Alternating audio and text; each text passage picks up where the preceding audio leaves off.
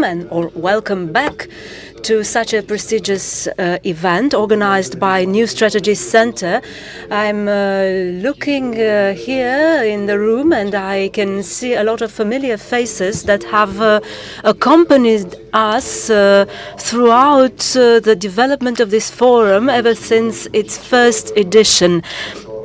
Therefore, I'd like to thank them all, as well as those others who joined us along the way, professors, career military men, international relations journalists, experts, the New Strategy Center team, and the staff of the National Defense Ministry. I would like to thank them for our partnership and this 8th edition forum. I'd also like to thank the Foreign Affairs Ministry that were our partners and the Diplomacy Office of NATO supporting this event, as well as to our partner, the Agronomical Sciences and Veterinary Medicine University, represented here by its rector. A few numbers, in short, 2 days of conference, 48 panels, and over 120 speakers from Romania and abroad. As you may well expect, this year's conference will debate about the Ukrainian conflict and its multiple facets. We'll also be speaking about the Western decision to combat the illegal aggression, Russian aggression in Ukraine. We'll also be speaking about the European parliamentary elections and their implications, the national elections in a couple of EU member states, the elections in the US, and they all will have implications for the conflict on our borders. And we'll also be speaking about the transatlantic relationship. We have distinguished guests from the US about the Black Sea roles that continues to be one of the most vulnerable sites of the eastern NATO flank. And in this context, the support for Ukraine becomes a capital and even vital one. And we will not only be debating, but we'll also try to identify possible solutions. That is why we have here political leaders, analysts, experts, representatives of well-known think tanks. This reality is full of threats, but of opportunities as well. So we'll be also speaking about Ukrainian reconstruction, about using civil and military facilities in war, the reconstruction efforts, and our attachment to European and Euro-Atlantic values. As you know, we are trying to organize this event in good conditions, and I'd like to thank our commercial partners, our sponsors present here in the room. Without their help, this event would not have been possible. I would also like to thank our media partners that will have a very important role this year, helping us to dissect each topic and to promote and disseminate the results of this conference. And I would also like to thank New Strategy Center that has been working on this event for 6 months, trying to ensure the best possible conditions for developing this event. And I will now give the floor to Mr. Sorin Câmpeanu, the rector of the Agronomical Sciences University. Rector, you have the floor.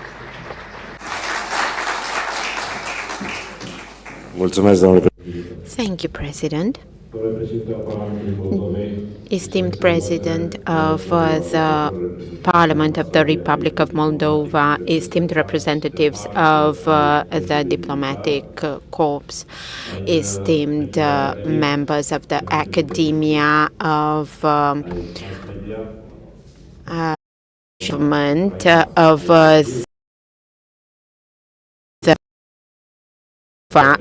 the prime ministers,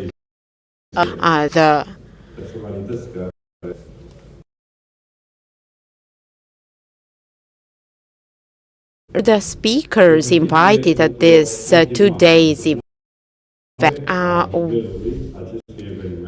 This event, Black Sea and Balkans Security Forum at its 8th edition, is proving once again its value. We are discussing about security, but security has been a topic of discussion for New Strategy Center since 2016. I would like to thank George Scutaru for his dedication and Mr. Nitsu's dedication and commitment proven times and again. Topics such as security, cybersecurity, food security, energy security, the importance of security studies give us opportunities for debate. And these are the most important topics on the public agenda for quite a while now, and this is the main agenda of New Strategy Center as well. So the university I represent, together with the Ministry of Foreign Affairs and Ministry of Defense, understand the importance of transatlantic cohesion and support the endeavor to identify solutions adapted to the multifaceted security concept. And I would like to thank you for your contribution to this event. I would like to give special thanks to the New Strategy team and to George and Lionel.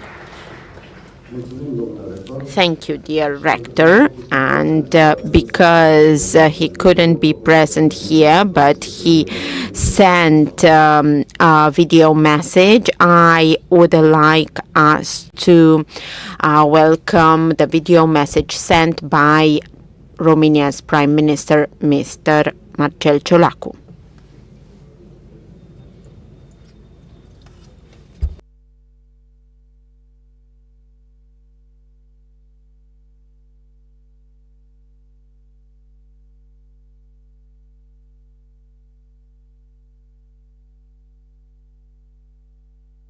Distinguished participants, I would like to congratulate New Strategy Center for the 8th edition of this prestigious forum. Unfortunately, since 2022, since the war broke in Ukraine, we can see the same waves of aggression as we've seen in Bucha, and waves of migrants who are leaving the country. And the population left behind is going through a tragedy every day of their lives. We are welcoming home for refugees, for Ukrainian refugees, for mothers with children, and we continue to support our neighbor. Romania has become one of the main energy suppliers for Ukraine after the attacks led by Russia that destroyed the power plants. We are able and ready to provide them with the energy they need on a daily basis. And this is how we will fight against the cynical plan Russia deployed, and Romania will continue to be a logistic hub for Ukrainian products. And this means modernizing the railway and building highways. We are deploying infrastructure works of more than 1.5 billion euros at Constanța port, because the exportation through this port of Ukrainian grains managed to destroy one of Russia's strategic plan, that of a food crisis all over the world. We want to become a prosperity and energy hub, and together with Turkey and Bulgaria, we will deploy joint demining actions. Romania will be a bridge of connection between Europe, Asia, and Middle East, and it will be a strategic energy space where exploitation of offshore gas will allow us to be such a hub. I hope our future will allow us to step in and help Ukraine rebuild the country. We have the people, we have the resources and the determination to help Ukraine reborn again, and I count on our partners to accomplish this endeavor. I wish you success at your debates.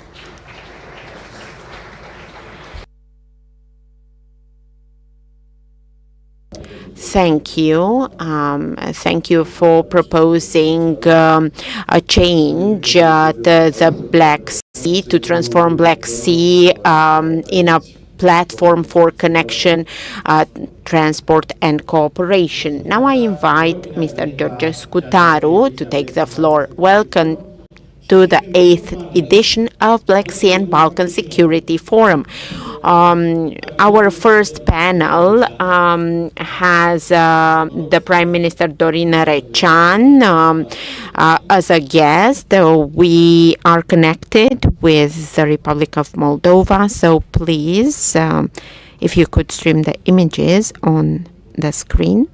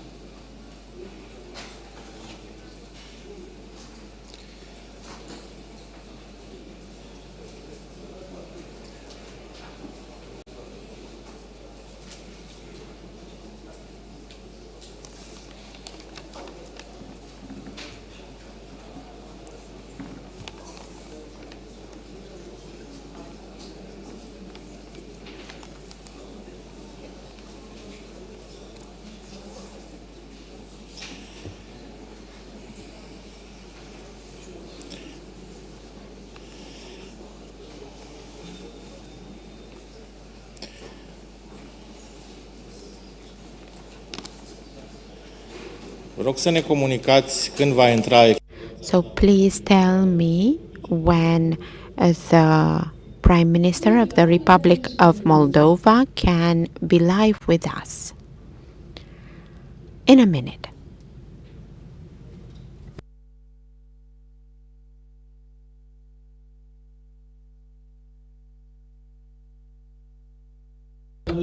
Good morning, dear Prime Minister.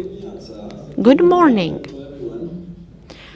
We are honored to have you here with us at our first panel, where we shall discuss about the impact of Russia's aggression on the Black Sea region and on Ukraine.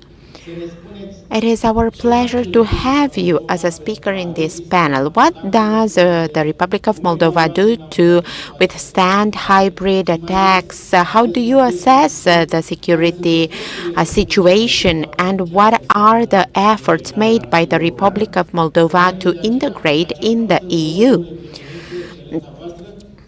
Dear Prime Minister, I invite you to deliver your introductory speech, and then we will listen to another video message sent by Denis Mihal, the Prime Minister of Ukraine. He is assessing the situation Ukraine is in and how they withstand the Russian aggression.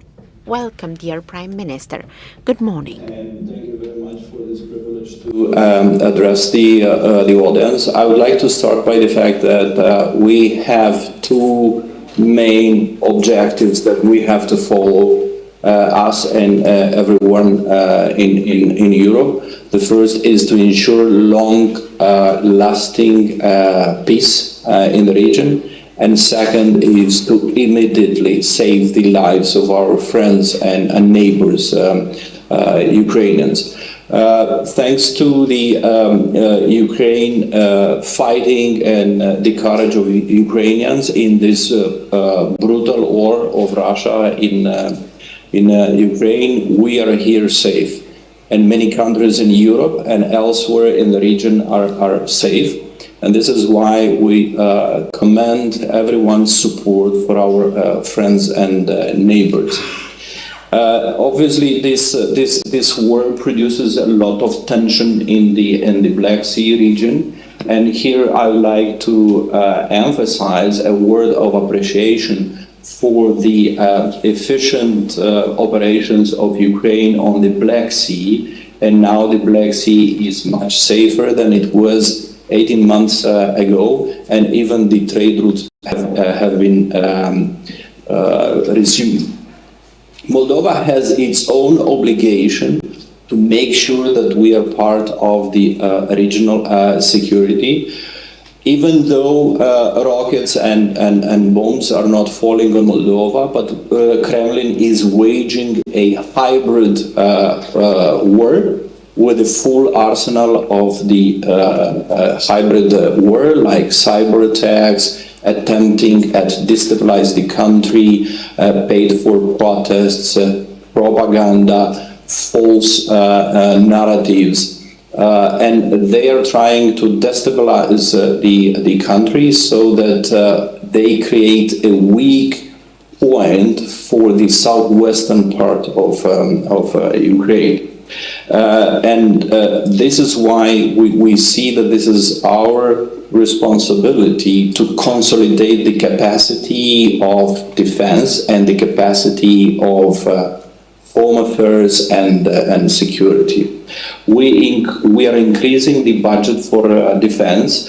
We are collaborating with the European Union, and we are grateful for the European Peace Facility, with the help of which we are having a plan to consolidate the defense capabilities of Moldova, but also to enhance our resilience of the institutions that are meant to protect people of Moldova, but also to protect the 1,200 kilometers of the border for European Union. We have signed a couple of days ago the first such security and defense partnership with the European Union, and we will continue to make investments into our security and defense, not only from the perspective of Moldova, but also from the perspective of the regional needs. Part of this enhancing security and resilience is developing economy, developing institutions, but also to achieve energy independence. We already have diversified gas supply, not being dependent anymore on the Russian gas supplies. Now we have very good projects together with Romania for gas pipelines and electricity high voltage line, so that by the end of 2025 we achieve complete energy independence and we can move forward from energy security to the energy economics agenda. This will make our economy, this will make our investment environment much safer and welcoming for the investments. I was saying that the other immediate objective is to ensure safety and to stop the loss of lives of our neighbors and friends, Ukrainians, and the challenges that are on the Black Sea region with this war are very very important. We are supporting Ukraine as we can with humanitarian assistance, also with welcoming refugees and with making sure that those refugees feel welcome in Moldova, integrating them in our society, integrating in our social services, in educational services, and even in the labor market. And Moldova will stand for Ukraine as long as it's needed, and we encourage everyone else to help Ukraine to win this war, to liberate territory, and to bring peace in Ukraine and elsewhere in the region. I will stop here and thank you. Thank you very much, Your Excellency. Mulțumim, domnule prim-ministru. And now Thank you, dear Prime Minister. a message sent by His Excellency Denis Michal, Prime Minister of Ukraine. And after we'll continue our dialogue with His Excellency Dorin Recean, Prime Minister of Moldova. Dear Marcel, dear friends, Excellencies, partners, ladies and gentlemen. For more than 2 years we defend our homeland against brutal Russian full-scale aggression, but it is more than that. The Ukrainian nation is also defending the basic principles of democracy and the European values which have come under attack of the Russian dictator. Tens of thousands of war crimes and crimes against humanity were committed by Russian occupiers.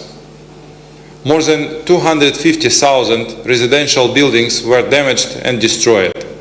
Over 170,000 square kilometers of our territory needs demining. Joint assessment made by the government of Ukraine, the World Bank, the European Commission and the UN estimates that the total cost of recovery will be at least $486 billion. During last 2 months, Russians intensified their attack on Ukrainian energy and civilian infrastructure.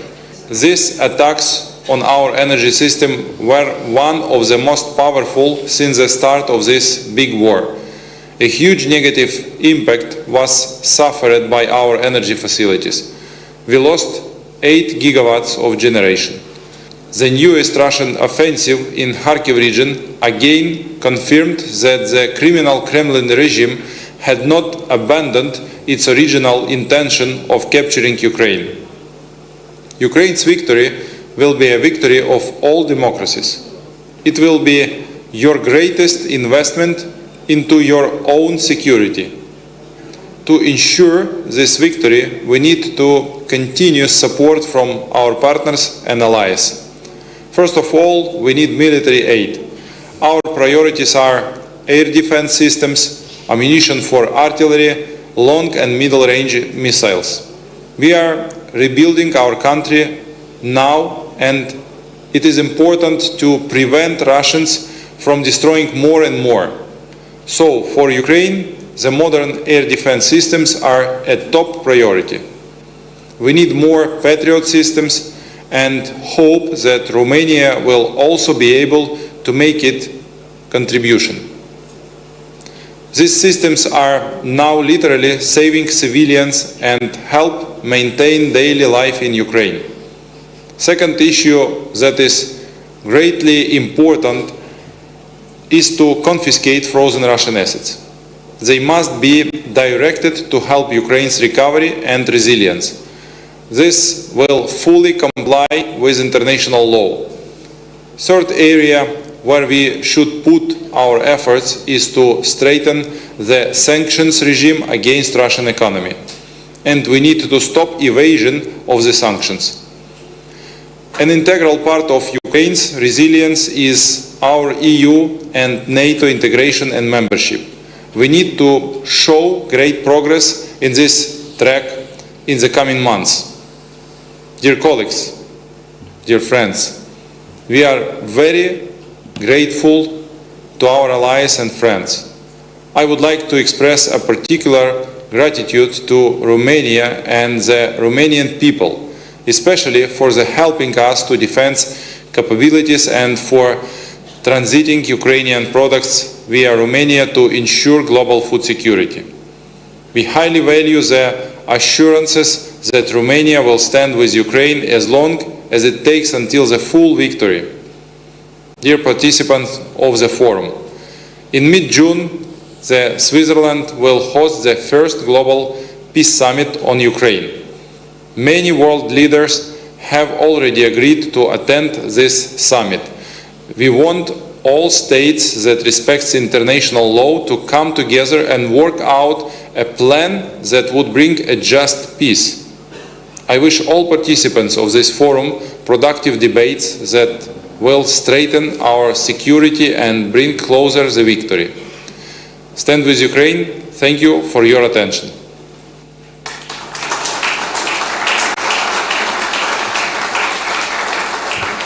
Reluăm legătura cu Chișinău. We'll go back to Chișinău, but before that, I'd like to give special thanks to the Ukrainian ambassador for their support, to New Strategy Center for these video messages, and we'll also have a message from the president of the Ukrainian Rada. So thank you so much for your kind support.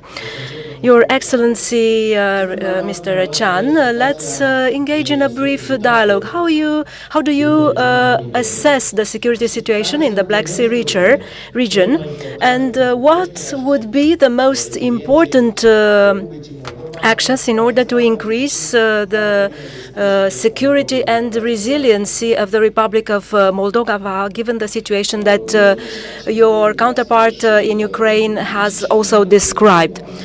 Well, a basic scenario for us is that during the next 18 to 24 months, we will see an active basis here of the Russian aggression, so in this region.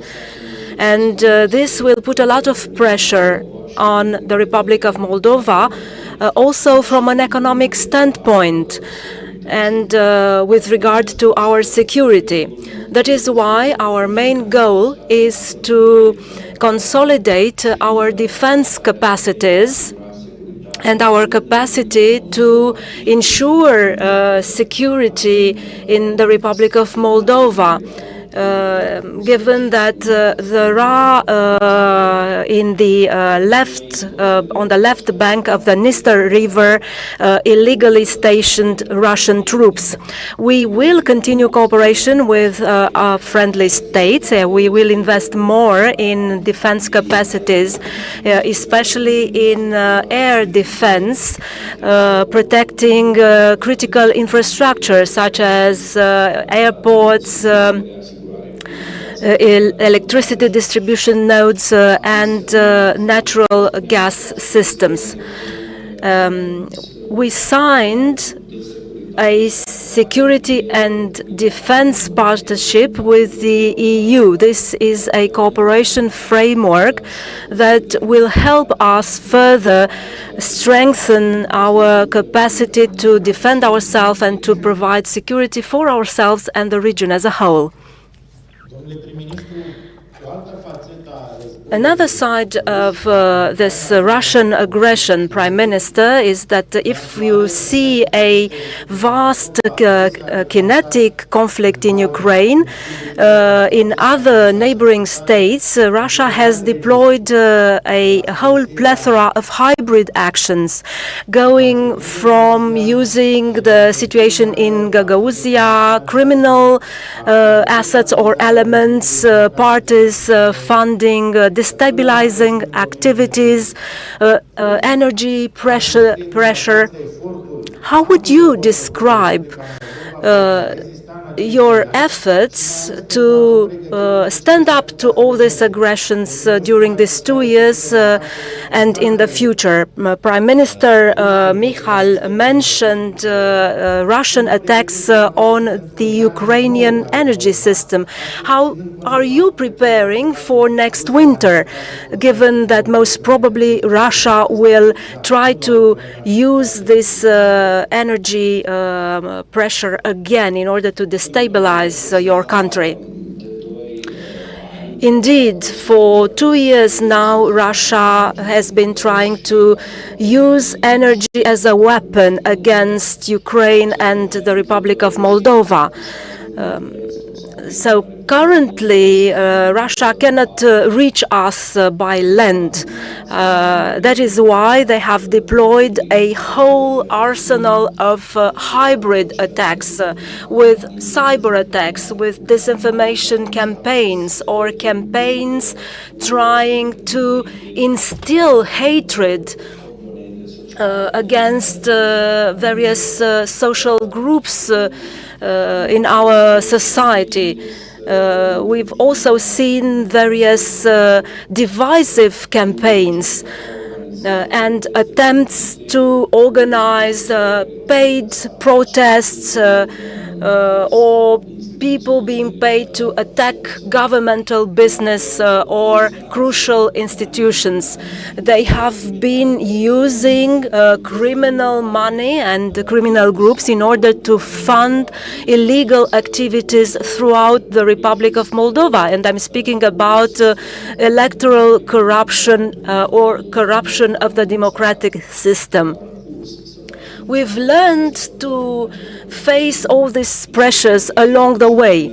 With regard to the energy dimension of this war, we're no longer dependent on Russian gas.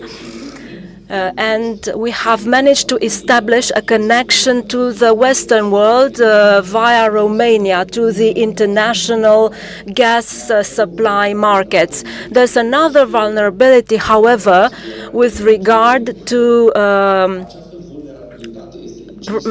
ensuring electricity. However, this is a manageable vulnerability, and we hope that by the end of 2025 we'll have managed to be fully integrated in the European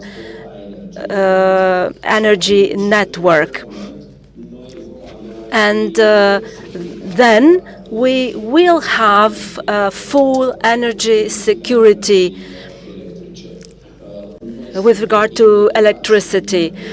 We are already integrated in the ENTSO energy grid, and from an energetic point of view and from a commercial standpoint as well. For Romania, Ukrainia's reconstruction is first and foremost a connectivity issue. However, we cannot speak about connectivity with Ukraine without mentioning connectivity with the Republic of Moldova. That is why we have launched this process to better connect Romania to the Republic of Moldova, especially with regard to the energy infrastructure and bridges, railroad bridges as well. How do you see these efforts, and what should the Republic of Moldova do for the reconstruction of Ukraine? And how do you see your efforts to connect yourselves to the EU via Romania? Well, the Republic of Moldova, with Bucharest's help, and I would like to thank Romania for supporting us in this endeavor in order to have a better connectivity with us. So we've been building bridges, land bridges, and we also have plans to develop railroad infrastructure. There's solidarity lanes programs that are meant to also serve Ukraine's needs, both for logistic transportation of grain, of agricultural products, and for the transportation of minerals to Romanian harbors. So we want to develop infrastructure in order to better connect Ukraine through the Republic of Moldova to the Western world via Romania, so to the European Union, with the help of Danube ports or with the help of the Black Sea ports, so that Ukrainian businesses have some sort of alternatives for their exports. This will give more economic resilience both to Ukraine and to the Republic of Moldova. And in this regard, we have benefited a lot from aid through the EU mechanisms that were intended for infrastructure development via these solidarity corridors. And a final question: what are your expectations with regard to the accession process to the EU, and what could Romania do in order to better support the admirable efforts that the Republic of Moldova has undertaken in this regard? So Romania is our main ally in our development process and in our efforts to align ourselves to European standards. We have a very good cooperation with Romania, which has helped us to implement the EU acquis. We're also preparing for the intergovernmental conference that will be held by the end of July. In this regard, our government and all our institutions are preparing necessary measures in order to better respond to the requirements and conditionalities requested of us, and we hope that we'll meet all of them in view of the intergovernmental conference. And once again, I'd like to thank Bucharest for its help from a political point of view and from an expertise point of view. You have been providing us with expertise and institutional help in preparation of this very difficult and important exercise.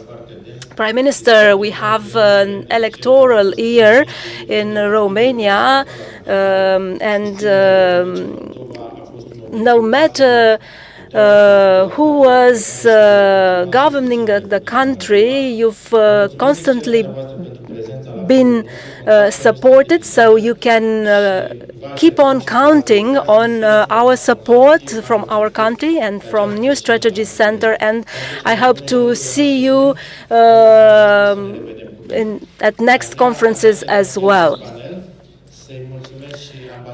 I would also like to thank Mr. Cristian Turcanu, Romania's ambassador in Chișinău. We have an important delegation here from the Republic of Moldova, so we've had the Prime Minister Recean with us via VTC, but we have Mr. Igor Grosu, the Speaker of the House in Chișinău. We have the Minister of Defense, the Minister of Development, of Energy, and the Moldavian Foreign Minister. So half of the Moldavian government is here in Bucharest, we could say. Let us now have a 15 minutes break, and then we'll move on to the next panel moderated by Ambassador Mihnea Motok. That will have as guests Mr. Ciucă, President of the Senate, and Mr. Igor Grosu, the President of the Parliament of the Republic of Moldova, and Mr. Stefan Ciuc, the President of the Ukrainian Rada. Thank you, and be back in 15 minutes, please.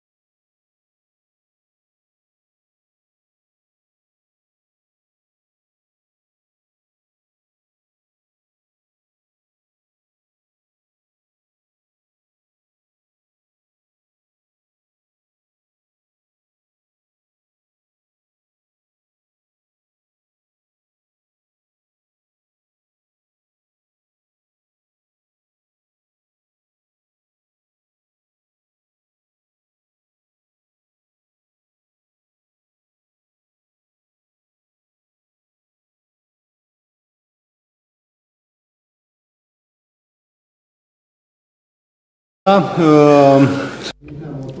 morning. I'm Mihna Motok. I am the main advisor of the internal think tank of the EU Commission called The Idea. I would like to start by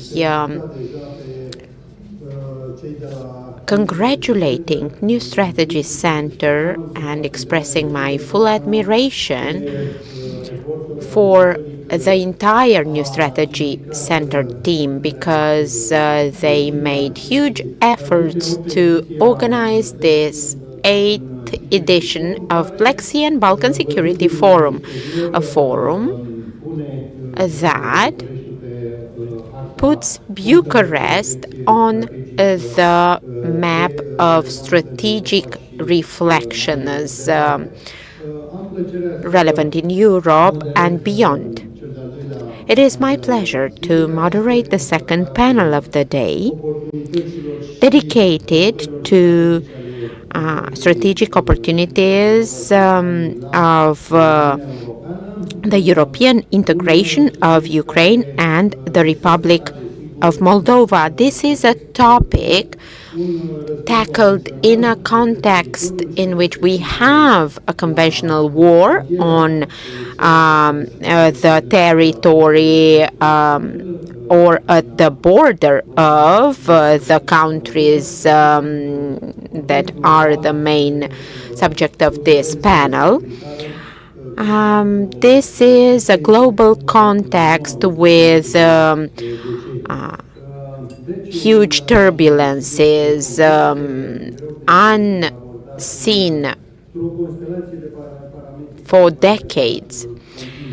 The parameters of the war situation vary continuously, but it is my pleasure to announce three personalities from the three countries that are in the core of the efforts to support Ukraine and the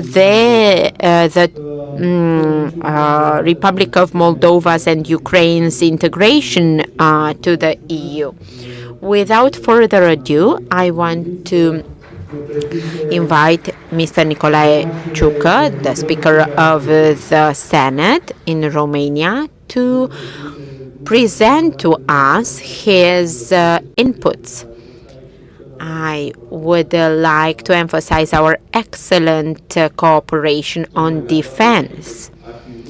I would have liked to start with this very topic by thanking you for your leadership at the Ministry of Defense. I had a lot to learn from you in the realm of military diplomacy.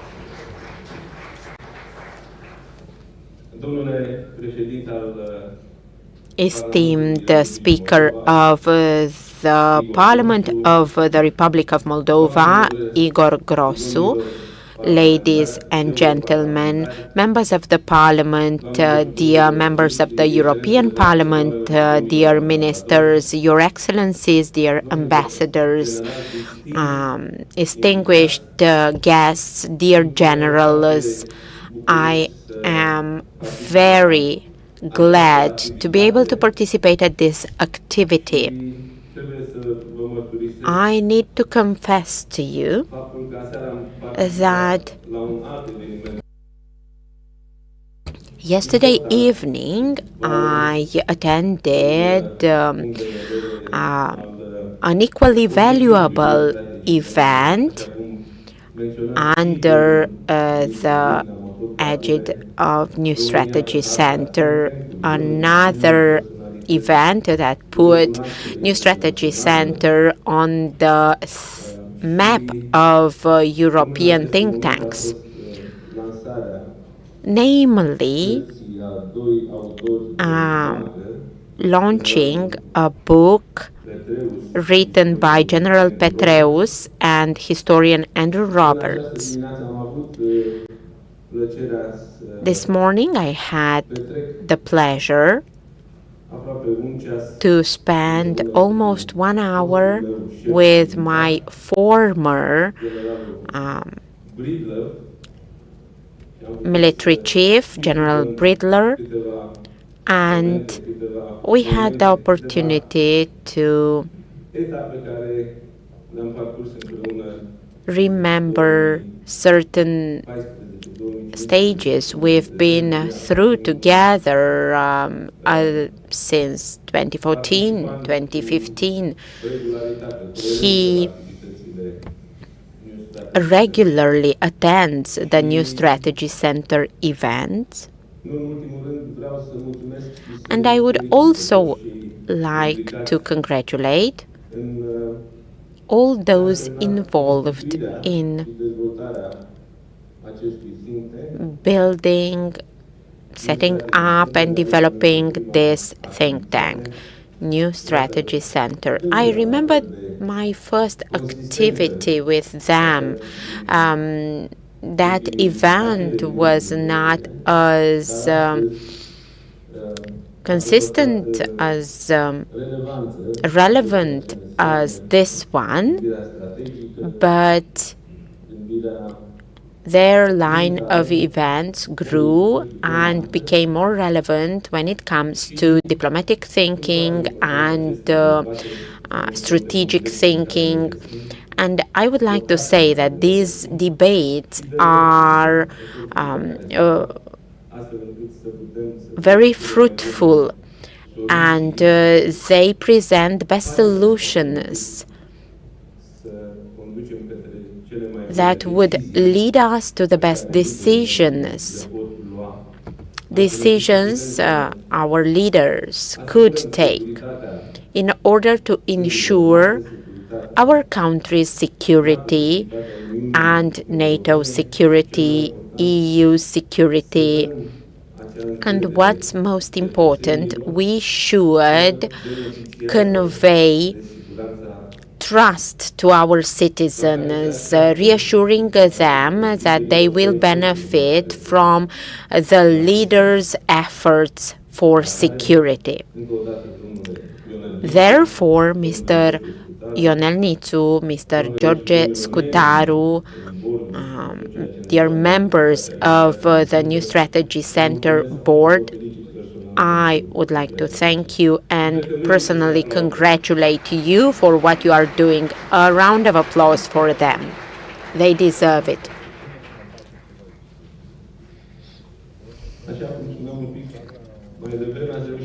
As I was saying, you managed in a brief period of time to become a beacon for our region, the Black Sea region, and you are not only a relevant element for Romania, but you are a relevant think tank internationally.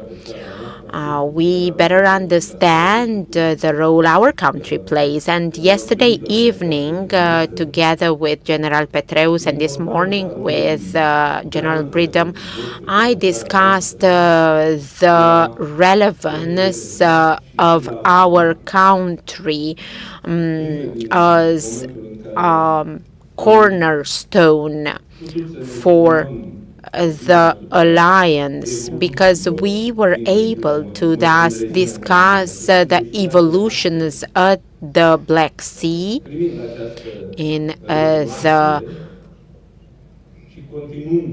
Black Sea region. And today I think that we need to ensure political stability in the region and to enhance the security measures. Because, in my opinion, only in a safe environment one can develop and one can showcase political will to support the economic development. And this is favorable for foreign investors and local investors, and this will enhance democracy in our country and in the region. General Breedlove will approve what I am sharing with everybody here very open, because I think this was one of the most important conclusions that we've got at the end of our tete-a-tete meeting this morning. So thank you very much for approving that. Vedem astăzi faptul că la nivel Today we can see that the North Atlantic Alliance recognizes the importance of the Black Sea region, and they also included it in the Vilnius report. The Black Sea has multiple challenges and malignant activity from Russia, energy dependency, but also economic performance that is that has not reached its full potential. The Black Sea region should fight for our security and for peace in the region and in the world. The European integration of Ukraine and the Republic of Moldova is part of a wider process in a space of military security and economic prosperity. Romania openly supports Ukraine and the Republic of Moldova in their European aspirations, and the progress registered by the two countries is visible. The reforms adopted are visible, but this path is not an easy one.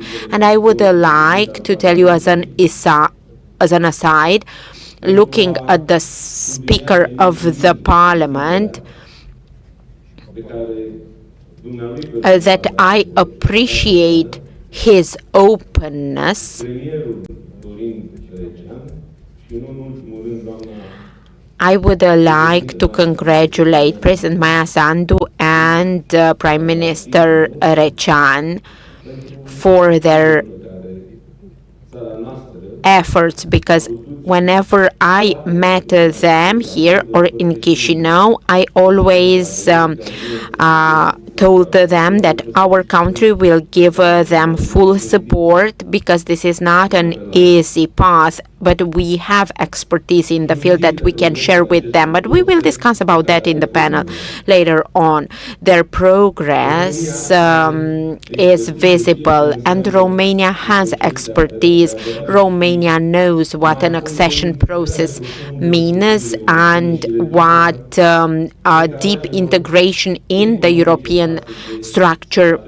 structures means, but also what reducing the development gaps means. These are necessary efforts for the successful accession.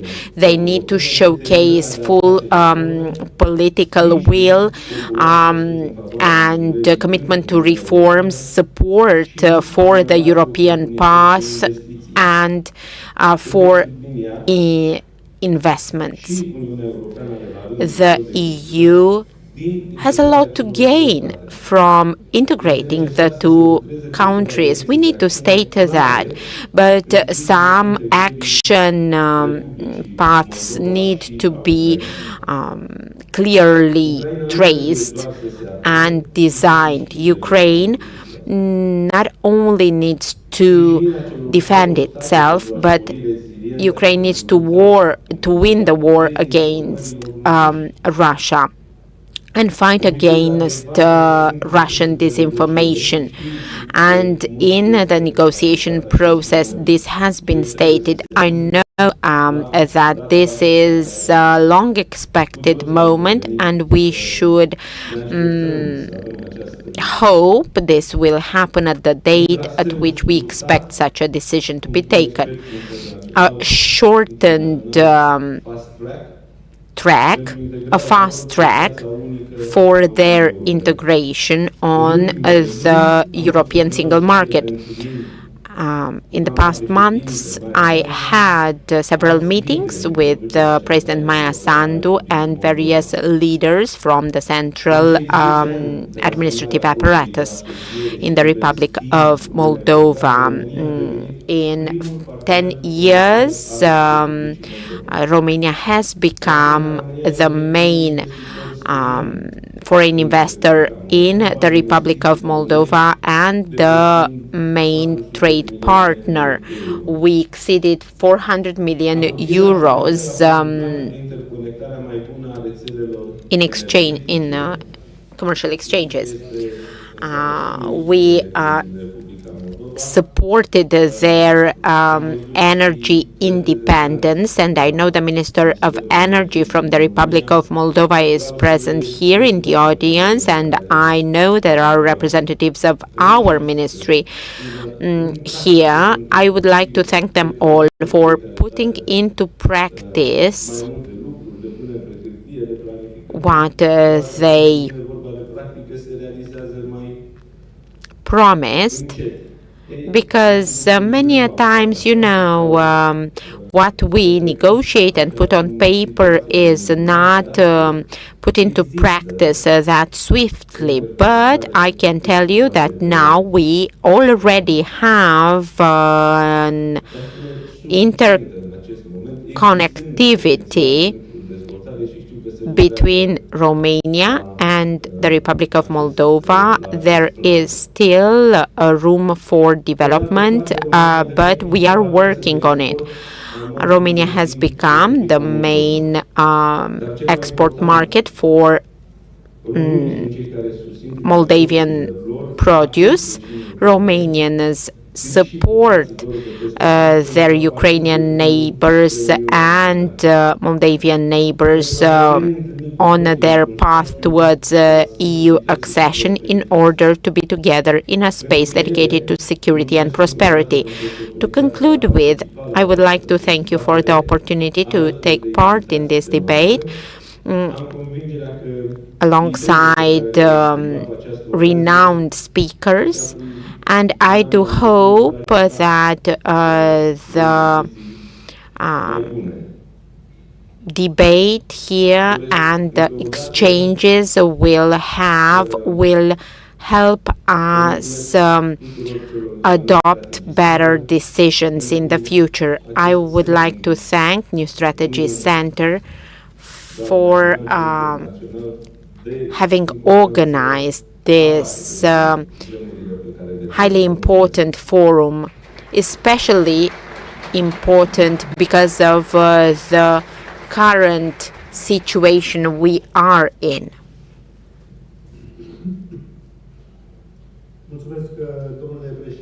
Thank you, dear Speaker of the Senate. I don't think there could have been a better opening than that delivered by the Speaker of the Senate, because here in the Black Sea region we are preparing for the European accession of two riparian states. I would like to thank you for the way in which you presented the various facets of Romania's support for the accession efforts made by the Republic of Moldova and Ukraine. And now, here with us, we have the Speaker of the Parliament of the Republic of Moldova, a pro-European, Mr. Igor Grosu, and I would like to invite him to take the floor and tell us more about the stakes for the Republic of Moldova when it comes to EU accession. Of course, to tell us about a relevant timeline in this accession process. You have the floor.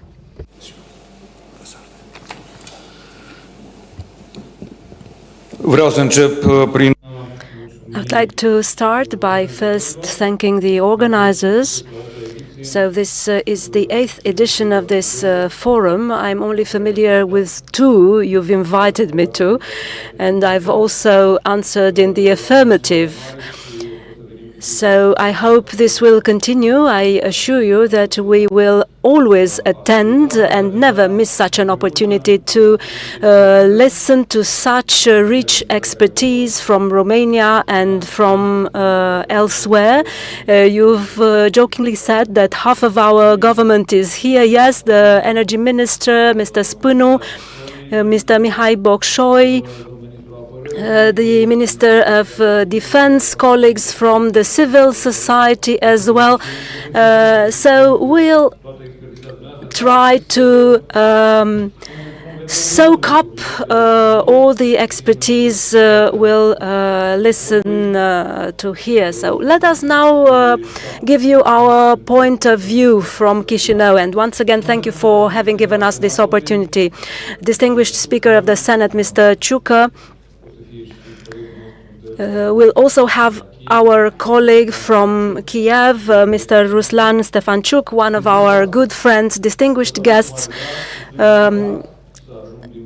It's an honor for me to be back in Bucharest, and frankly speaking, after these 2 or 3 years when we've went from one crisis to another, we've seen the pandemic and the brutal, aggressive war of Russia and Ukraine, an energy crisis, a hybrid war.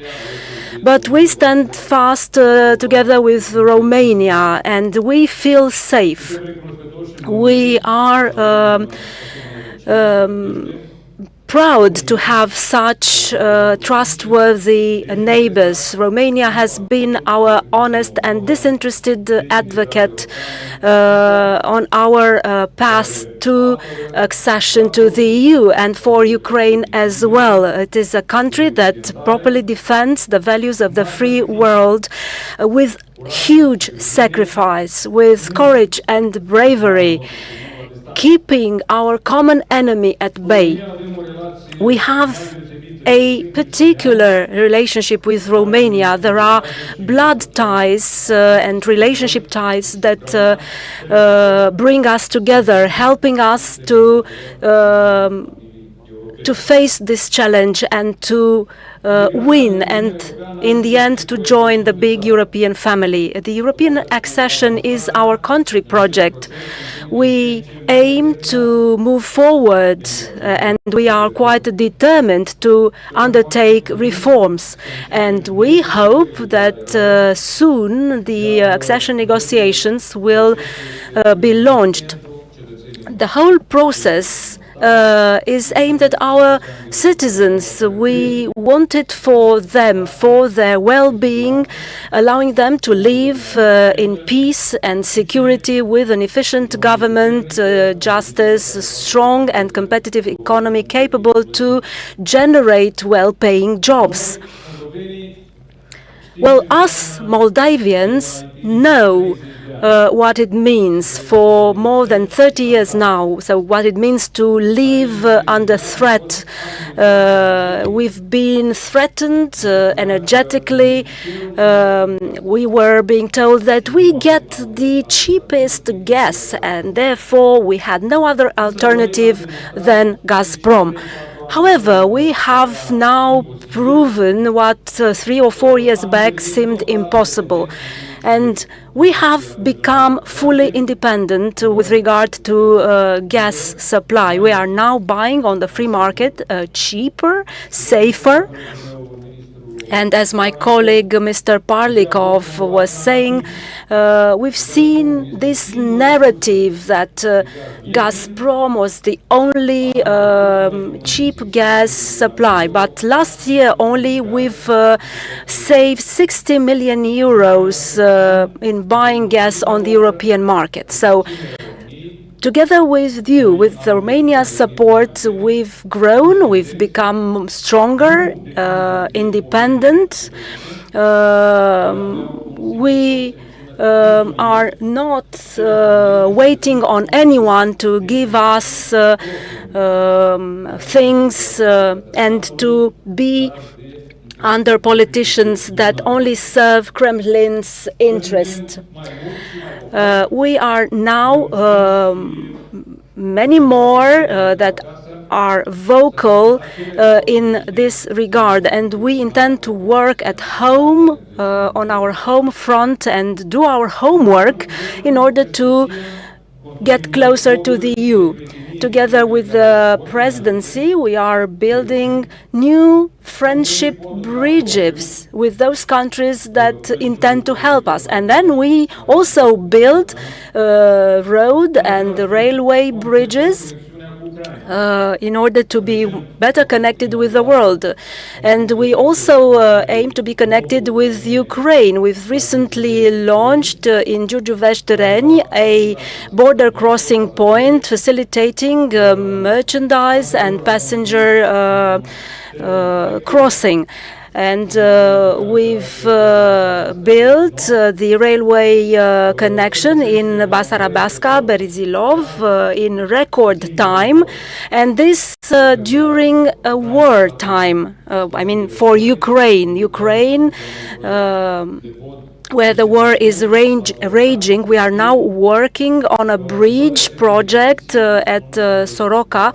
So all these investments are made for our future, for them to be ready when we will need to rebuild Ukraine. So all this infrastructure will then be already available.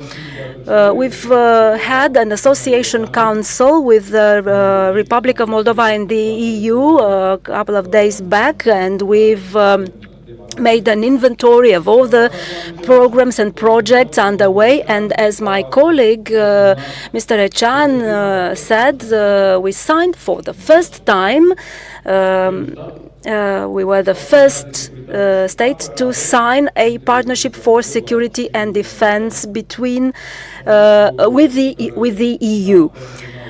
So this is a clear signal for all our partners, we think. And we've also signed another agreement with regard to employment and social innovation of the European Social Fund. This will make it easier for us to have access to funding aimed to implement social policies. So here you have it, only a few achievements of ours.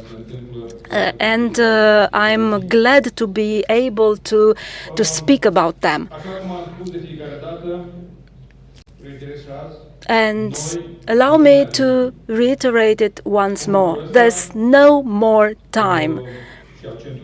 And I'd like to stress the fact that the discussions about the expansion of the EU can no longer be held as it was done until February 2022.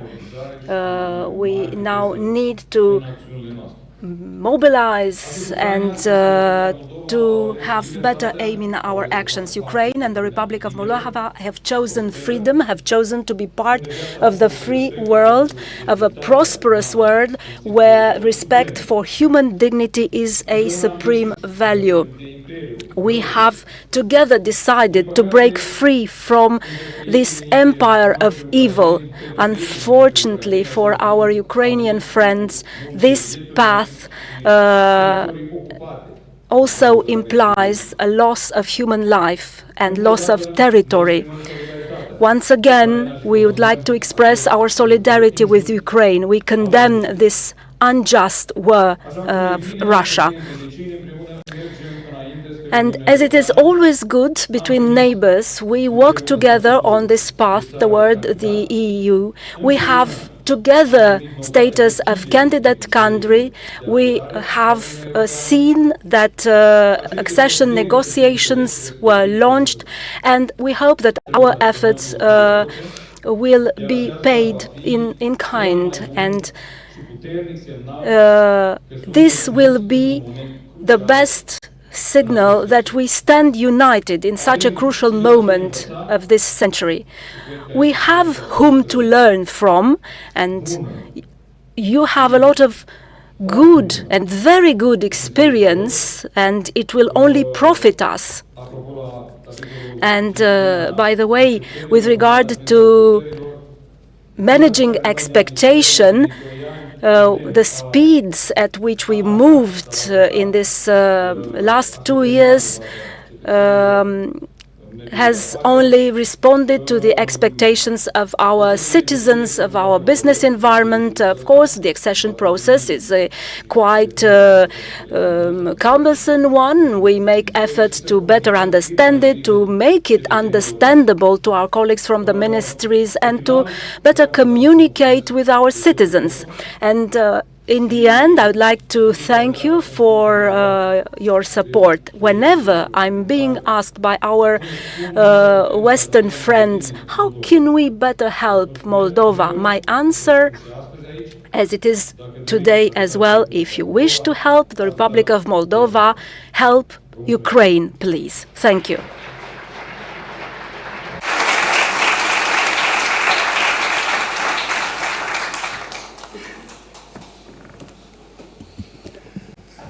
Mulțumesc, domnule președinte, pentru.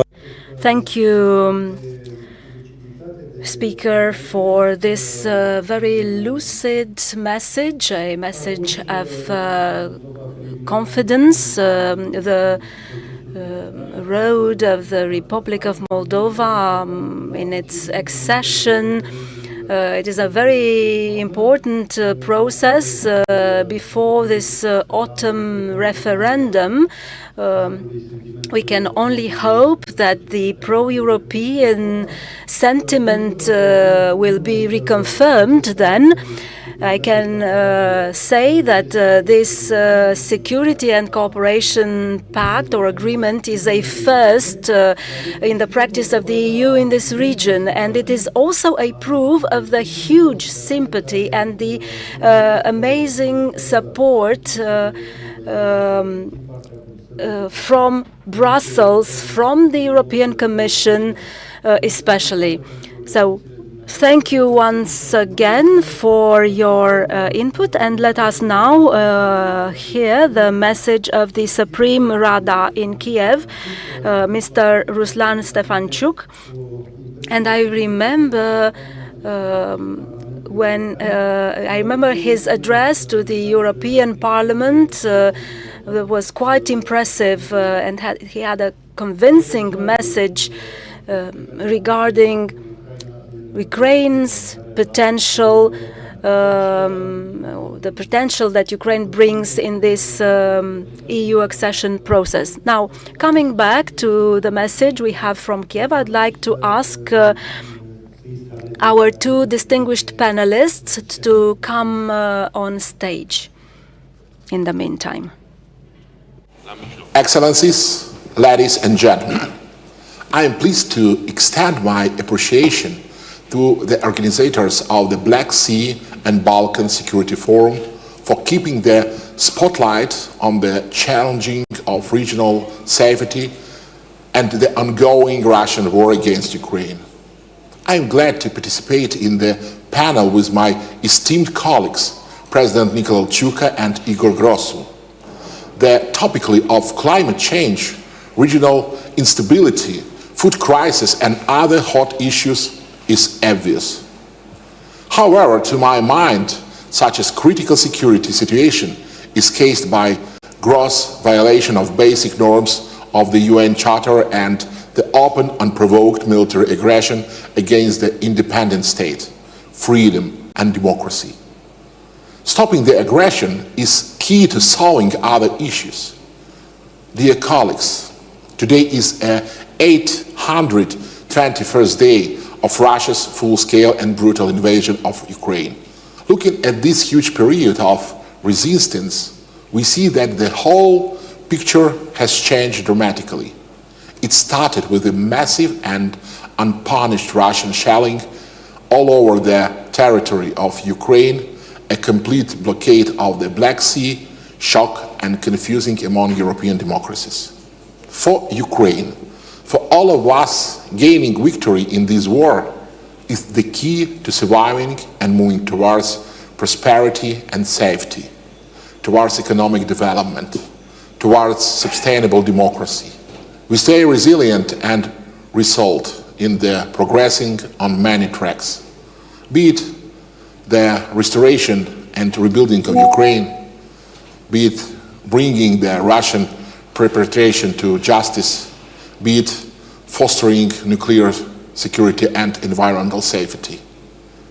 Dear participants of the forum, we are grateful to our partners and allies, especially our Romanian friends, for political support, military aid and humanitarian assistance provided to Ukraine.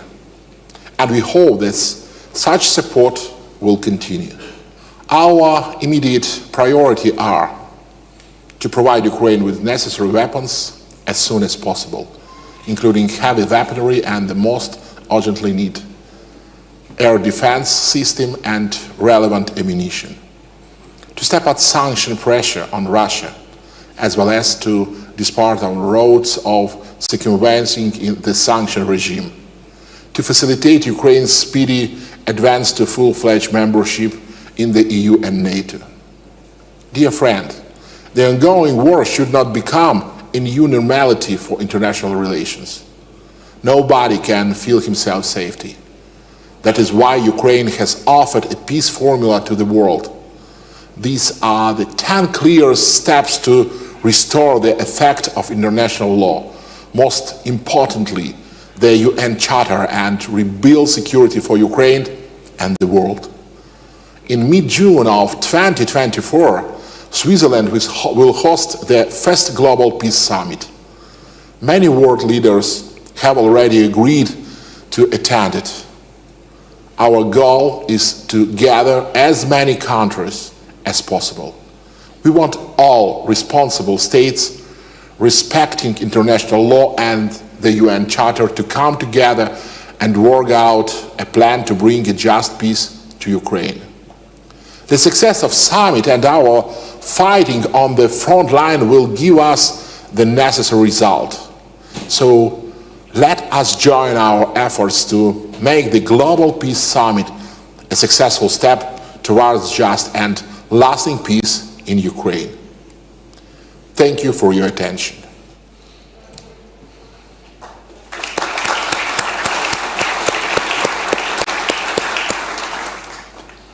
Well, I don't know if the speaker is live online or not, but anyway, I take the chance to thank him for this very powerful message. Iar acum mă întorc cu un anumit sentiment de urgență, având în vedere. Considering that we only have 10 minutes at our disposal from this panel, I will return to our distinguished panelists.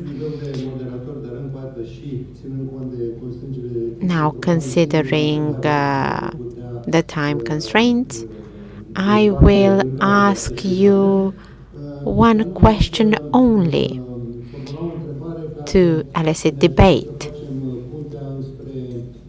I will ask you a question that will allow us to build a bridge between this forum concentrating on the Black Sea and the Balkans, and noticing that the new wave of accession targets two countries that have very different backgrounds. This accession wave can bring added value, considering that the political energy brought by Ukraine and the Republic of Moldova is at a different level than that of the countries in Western Balkans. So I would like to turn to President Grosu and ask him to share with us his input, his insights on this topic. Yes, this group of states, you are right.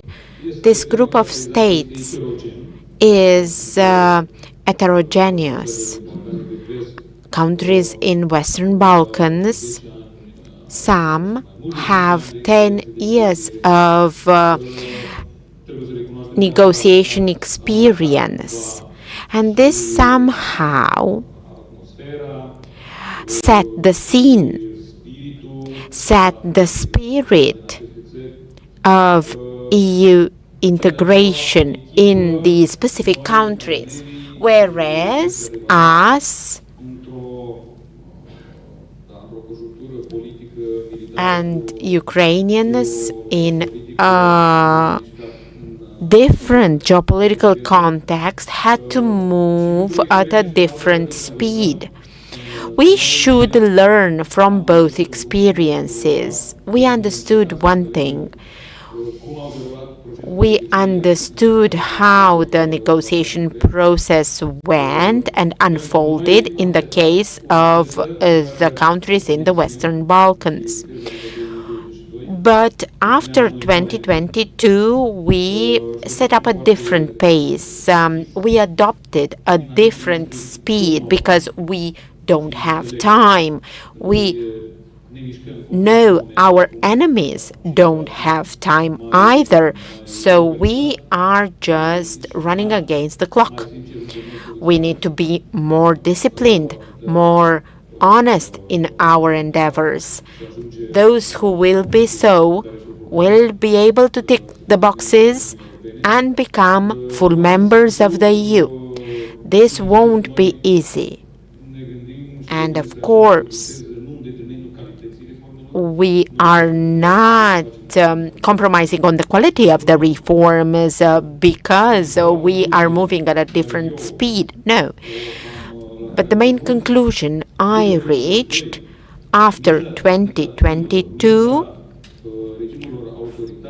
the stakes of authoritarian regimes is that of using in a cynical manner the vulnerabilities of other states with democratic regimes. But when you have institutions or the energy system or the defense system or the intelligence and security system and the Central Electoral Committee, some countries might find it weird, but for us, the way in which they were financed or the way in which election campaigns were financed and the way in which political parties were financed was a big vulnerability.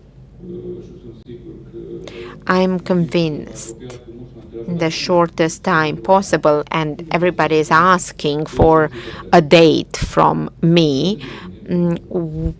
Soon, very soon, I promise you, we will become full members of the EU. Dear President, you have the floor. Undoubtedly, this is the end goal. We are all striving for this goal. We are committed to this goal. But we should look at how things are from a different point of view as well. There are 9 countries waiting to access the EU. We are discussing about 5 countries from the Western Balkans: Albania, Bosnia and Herzegovina, North Macedonia, Serbia and Montenegro. We have the Republic of Moldova, Ukraine and Georgia, but of course we also have Turkey. If we analyze the entire process, and in the think tanks we discussed among specialists about enlargement fatigue. this fatigue of the EU enlargement, of the EU accession. This seems to transform into a fast enthusiasm,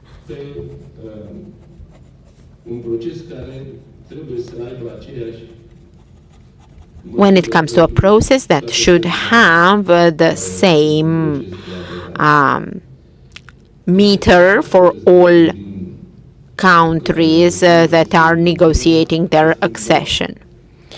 But the situation in Ukraine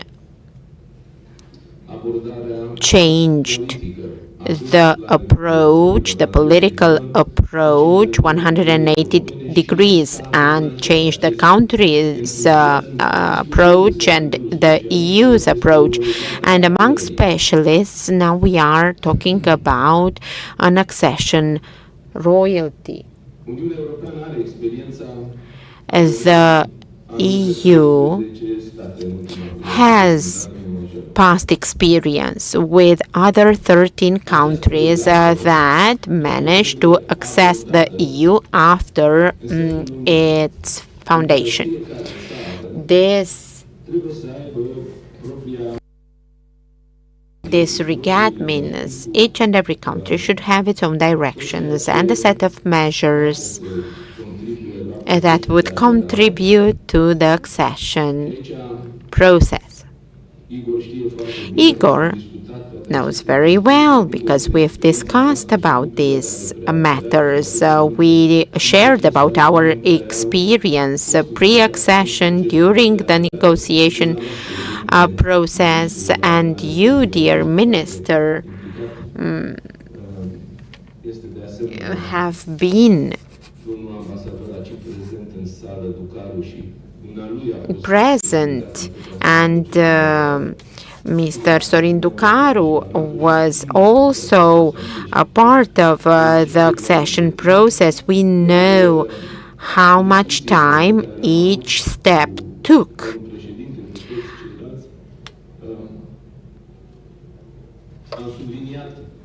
We have always emphasized the support we can give you and the expertise we can share with you, and our knowledge about European decisions in order to enable you to open the negotiations. So there needs to be a specific moment, and that moment is a trigger moment, and that's 25th of June in the European Council. This regatta is not applicable to a big group of countries, but to each country individually, because each country has its own specificities, its own gaps, has strengths and limitations, and you need to reduce the gaps, to overcome some gaps even. And I think that the way we cooperated so far, and the way we hope to cooperate in the future with other countries, will lead to your successful accession. The war in Ukraine is this shift in attitude, was the push one country needed. But there are some technical elements that each and every country has to focus on, and you are the first country signing the security and defense partnership at the EU level. And this is an important thing. This is important both for the leaders' morale, but also for the citizens' morale, for your mindset, and beyond the support you receive from your external partners, you need to determine an internal support for this path. I understand the backlash of propaganda and the ideas you might have following this opening negotiations, but beyond the decisions you take, there needs to be coordination, internal coordination, in order for your path towards the EU to be straightforward. Putin, entering the alliance hall, said that Ukraine and Georgia will never become EU member states or NATO member states. But the efforts for this objective won't be easy to make. We need to continue to support Ukraine for their war efforts. We need to support Ukraine to withstand Russia's aggression, because any victory from Russia will only bring damages to their membership process and accession process. We need to support Ukraine and the other countries in their accession process with their own strengths and limitations, of course. Thank you very much. I would like to thank our esteemed panelists for their speeches, for their substantial answers. I would like to add 2 more points to complete the question. One related to fast enthusiasm and the speed with which certain important reforms were adopted, and from what I remember, the last assessment, the Republic of Moldova and Ukraine are at the same level on certain foreign policy reforms and measures, and they are basically at the same level as a few countries from the Western Balkans that managed to reach that point after years of reforms and efforts. Thank you, General Chuka, for approaching this topic, the regatta, the European regatta, the new EU expansion.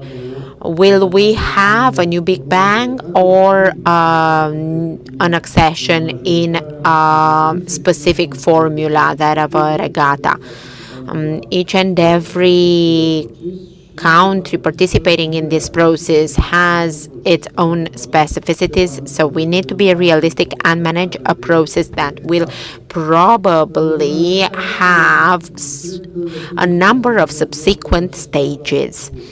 I consider that this panel was of good omen for the rest of the forum. This forum is dedicated to the EU integration and security and defense, but the connection is a very intimate one between the expansion process and the geopolitical context, and this new round of accession is marked by certain ethical motivations, because it translates into practice certain ethical aspects, but the prospects are positive. This is why I would like to conclude by thanking the panelists for their substantial contribution. The next sessions, as you may see on the agenda, will happen in 3 parallel halls, so you will have a difficult task to choose the venue you want to go to based on your own needs and preoccupations. Thank you very much, and I wish you all a fruitful day.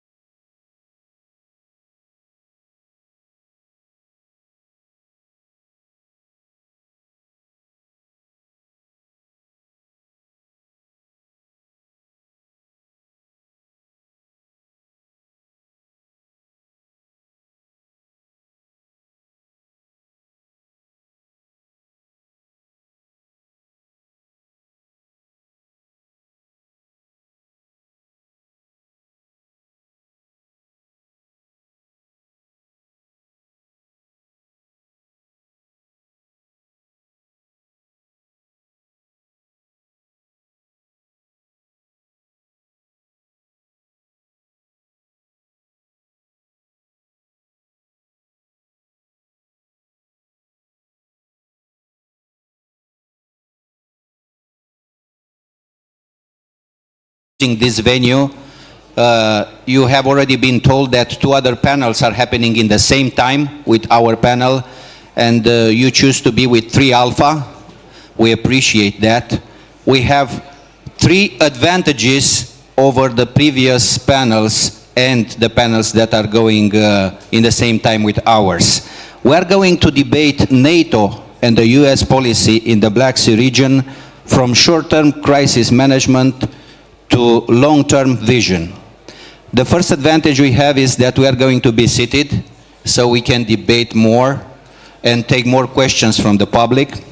The second is that we have in the panel 4 extraordinary experienced people, and I'm going to start introducing Dr. Wendy Smith. She serves as the Director of NATO Security Policy Directorate at NATO's headquarters in Brussels.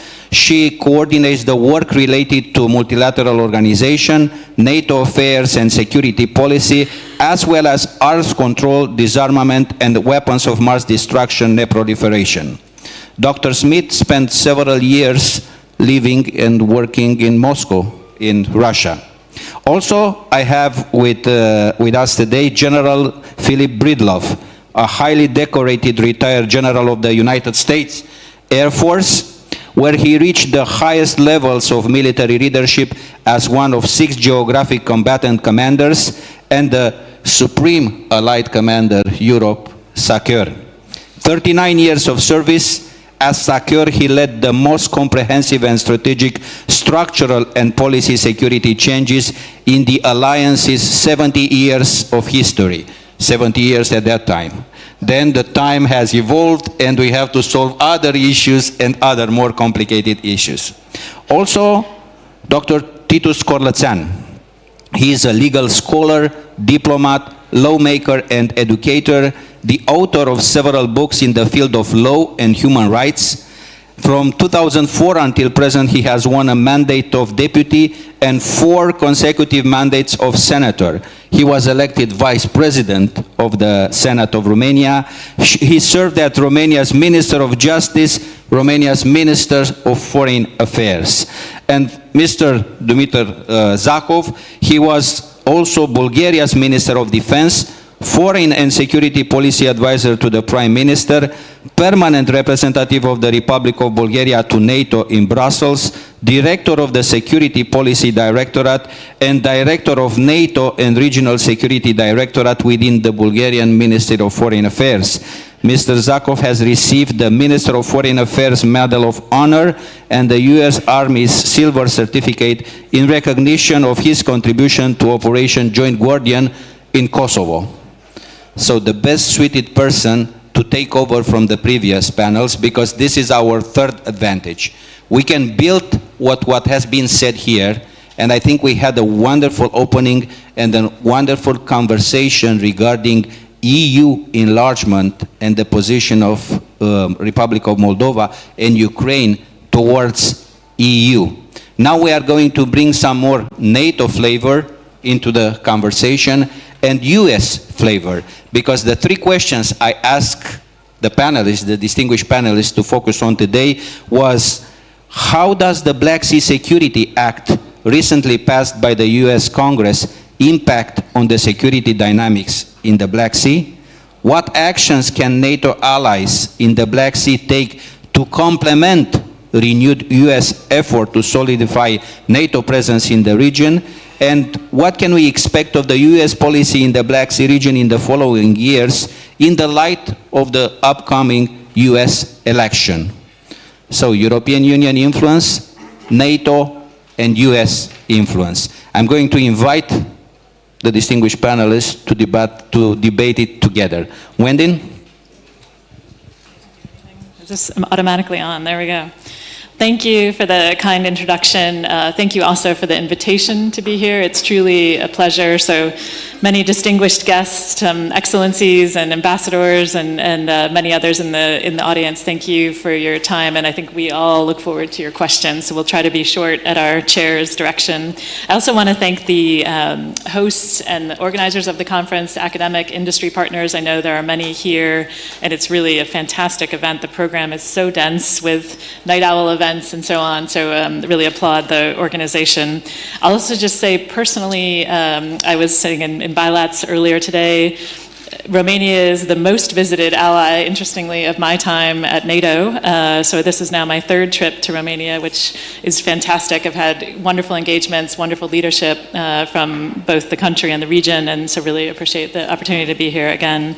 Since I am first, I'll just do a little bit of the current situation, the way we see the Black Sea from a NATO point of view, and then go into a couple of points quickly, and then pass the microphone back. So I think to start, just to say very clearly that this is an area of strategic importance to NATO. That's very clear from our Vilnius communique, from our statement at our last summit, in all of our activities, and if you just look at a map, right, it's a pretty clear, strategically important region. But it's also important, and I think to answer perhaps your second question straight away, we need to continue to look, though, at the global security environment with a global perspective and a 360 perspective. So we'll take regional importance as we need to, but we'll also continue to look at how those interconnect with each other, and that's an endless conversation from space and many domains. Then secondly, from the current situation, I don't need to say it, I think, to this audience, but Russia clearly is the biggest priority strategic threat to NATO and to the Euro-Atlantic security order. We spend a lot of time focused on Russia, and I think you all are very well of that, but it is an ongoing, undermining, destabilizing set of behaviors by Russia that is all the more troubling, even just with events that I think you all are tracking as of yesterday. If you take freedom of navigation, we take space events very seriously, and space is a fifth domain for NATO. So the list of very troubling actions by Russia is quite troubling to us. And if we look over history in this region from many centuries ago, but more recently green men, and now to today, that this couldn't be a more important region for us.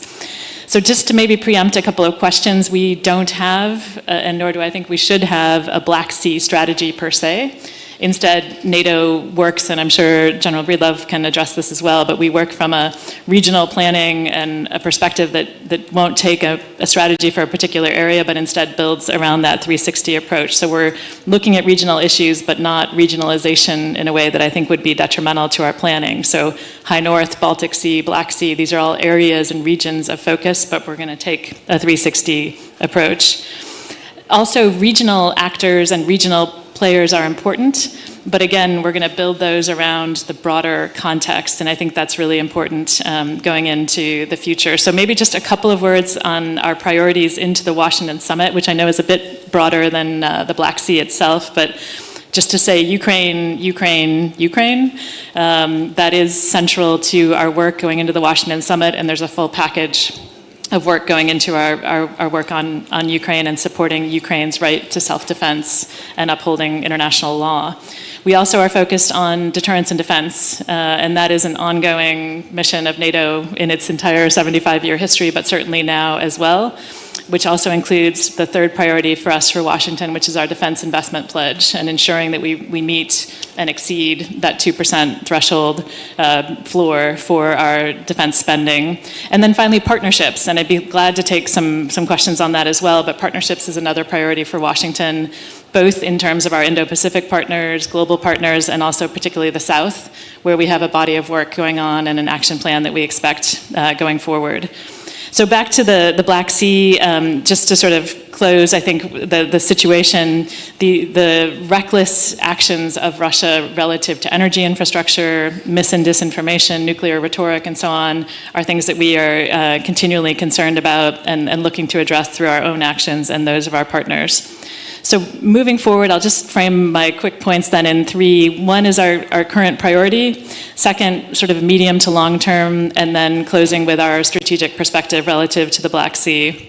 So the current urgent priority relative to the Black Sea is, again, Ukraine. I mean, I've said it in terms of the Washington Summit as well, but supporting Ukraine with whatever we can to support its right to self-defense. And that includes, of course, NATO action in non-lethal aid, and then individual allies taking action as they do with their own allied prerogatives and decisions that are made on an allied national level. But we have to enable Ukraine to prevail, and that's our priority. On the medium to long term, we have to think about that long-term relationship with Ukraine and its path to NATO, to the EU, which has been covered in prior panels as well. Ensuring that it has the interoperability, the ability to rebuild all of the military deterrence and defense capabilities that will be required for its future. So that includes defense investments, the defense production, and all of the economic and other measures, energy, that are part of, I think, many other panels here today. On the longer term perspective, I would put this all in terms of adaptation. So not only NATO's adaptation, which is ongoing, and again, all of these panelists and many in the audience have been a part of supporting that adaptation, but fundamentally helping NATO get back to its, continue to focus on this collective defense, unity, political will, priorities that we must continue to drive. So strategic planning, both on the military planning side, political planning, is absolutely critical as we think about that adaptation into the future. And then strategically, we have to recognize, and we do continually do so, that the challenges are long-term. So whether we're thinking about space, cyber, hybrid, and particular regional or other issue sets, we've got to be focused on that European security order, and again, upholding the right to self-defense, upholding international law, and continuing to maintain our focus there. So acting now, thinking in the longer term, enabling future generations to continue what is certainly going to be a longer term challenge. So I will close there, hopefully leave time for plenty of questions at the end, and thank you again. Thank you, Wendy, and thank you for mentioning the summit. And I always said that strengthening NATO means also strengthening what is going on in the Black Sea. So we should have like two strands of work that go very well together, hand in hand. And from that summit, let me move a little bit to a more US perspective into this.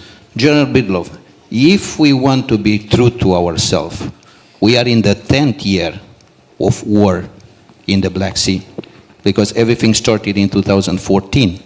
With Crimea. And now we discuss about from short-term crisis management to a long-term vision.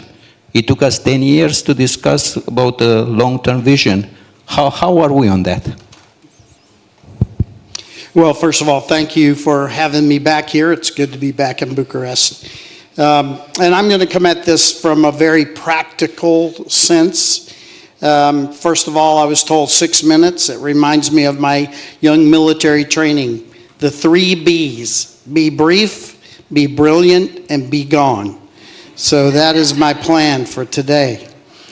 As it happens, this morning I spent almost an hour with General Chuka, my dear friend. We served together several times, and we had both thought a lot about these questions of long-term viability for Ukraine and long-term viability of the northern Black Sea, and what would promote the recovery of Ukraine and what would also promote investment in the markets and capabilities of these great Black Sea NATO allies and countries.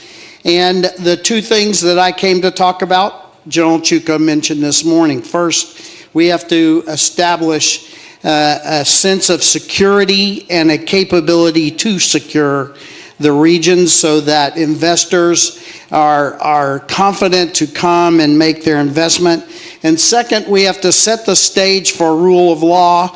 So once again, investors can count on their ability to work through issues when it comes to their investments in the area. And so to the point of our new American Congress sort of policy, our strategy about the long-term viability of this region, I'm very happy that our Congress is taking this on. I'm happy that they're producing some words. But I would like to remind you something that I think no matter what language you grew up in America, in English, American mothers often tell children, it doesn't matter what you say, people are going to watch what you do. And I think this is even more important when we think about strategy and the approach to regions like the Black Sea. We can write strategies, we can write plans as it was talked about in NATO. We can do all of these things that say what we intend to do, but the world and our opponent in Russia, they're going to watch what we actually do, and they're going to measure our strategy based on our actual actions. And so I think what I would like to do is talk about a series of sort of very practical things, and I'll let these more learned colleagues talk about some of the more ethereal ideas. And I would like to hit some very practical things. First and foremost,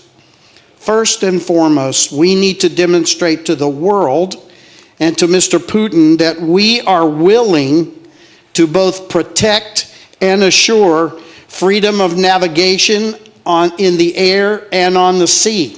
And you could also say on the land, but we most often demonstrate this freedom of navigation in the air and the sea domain.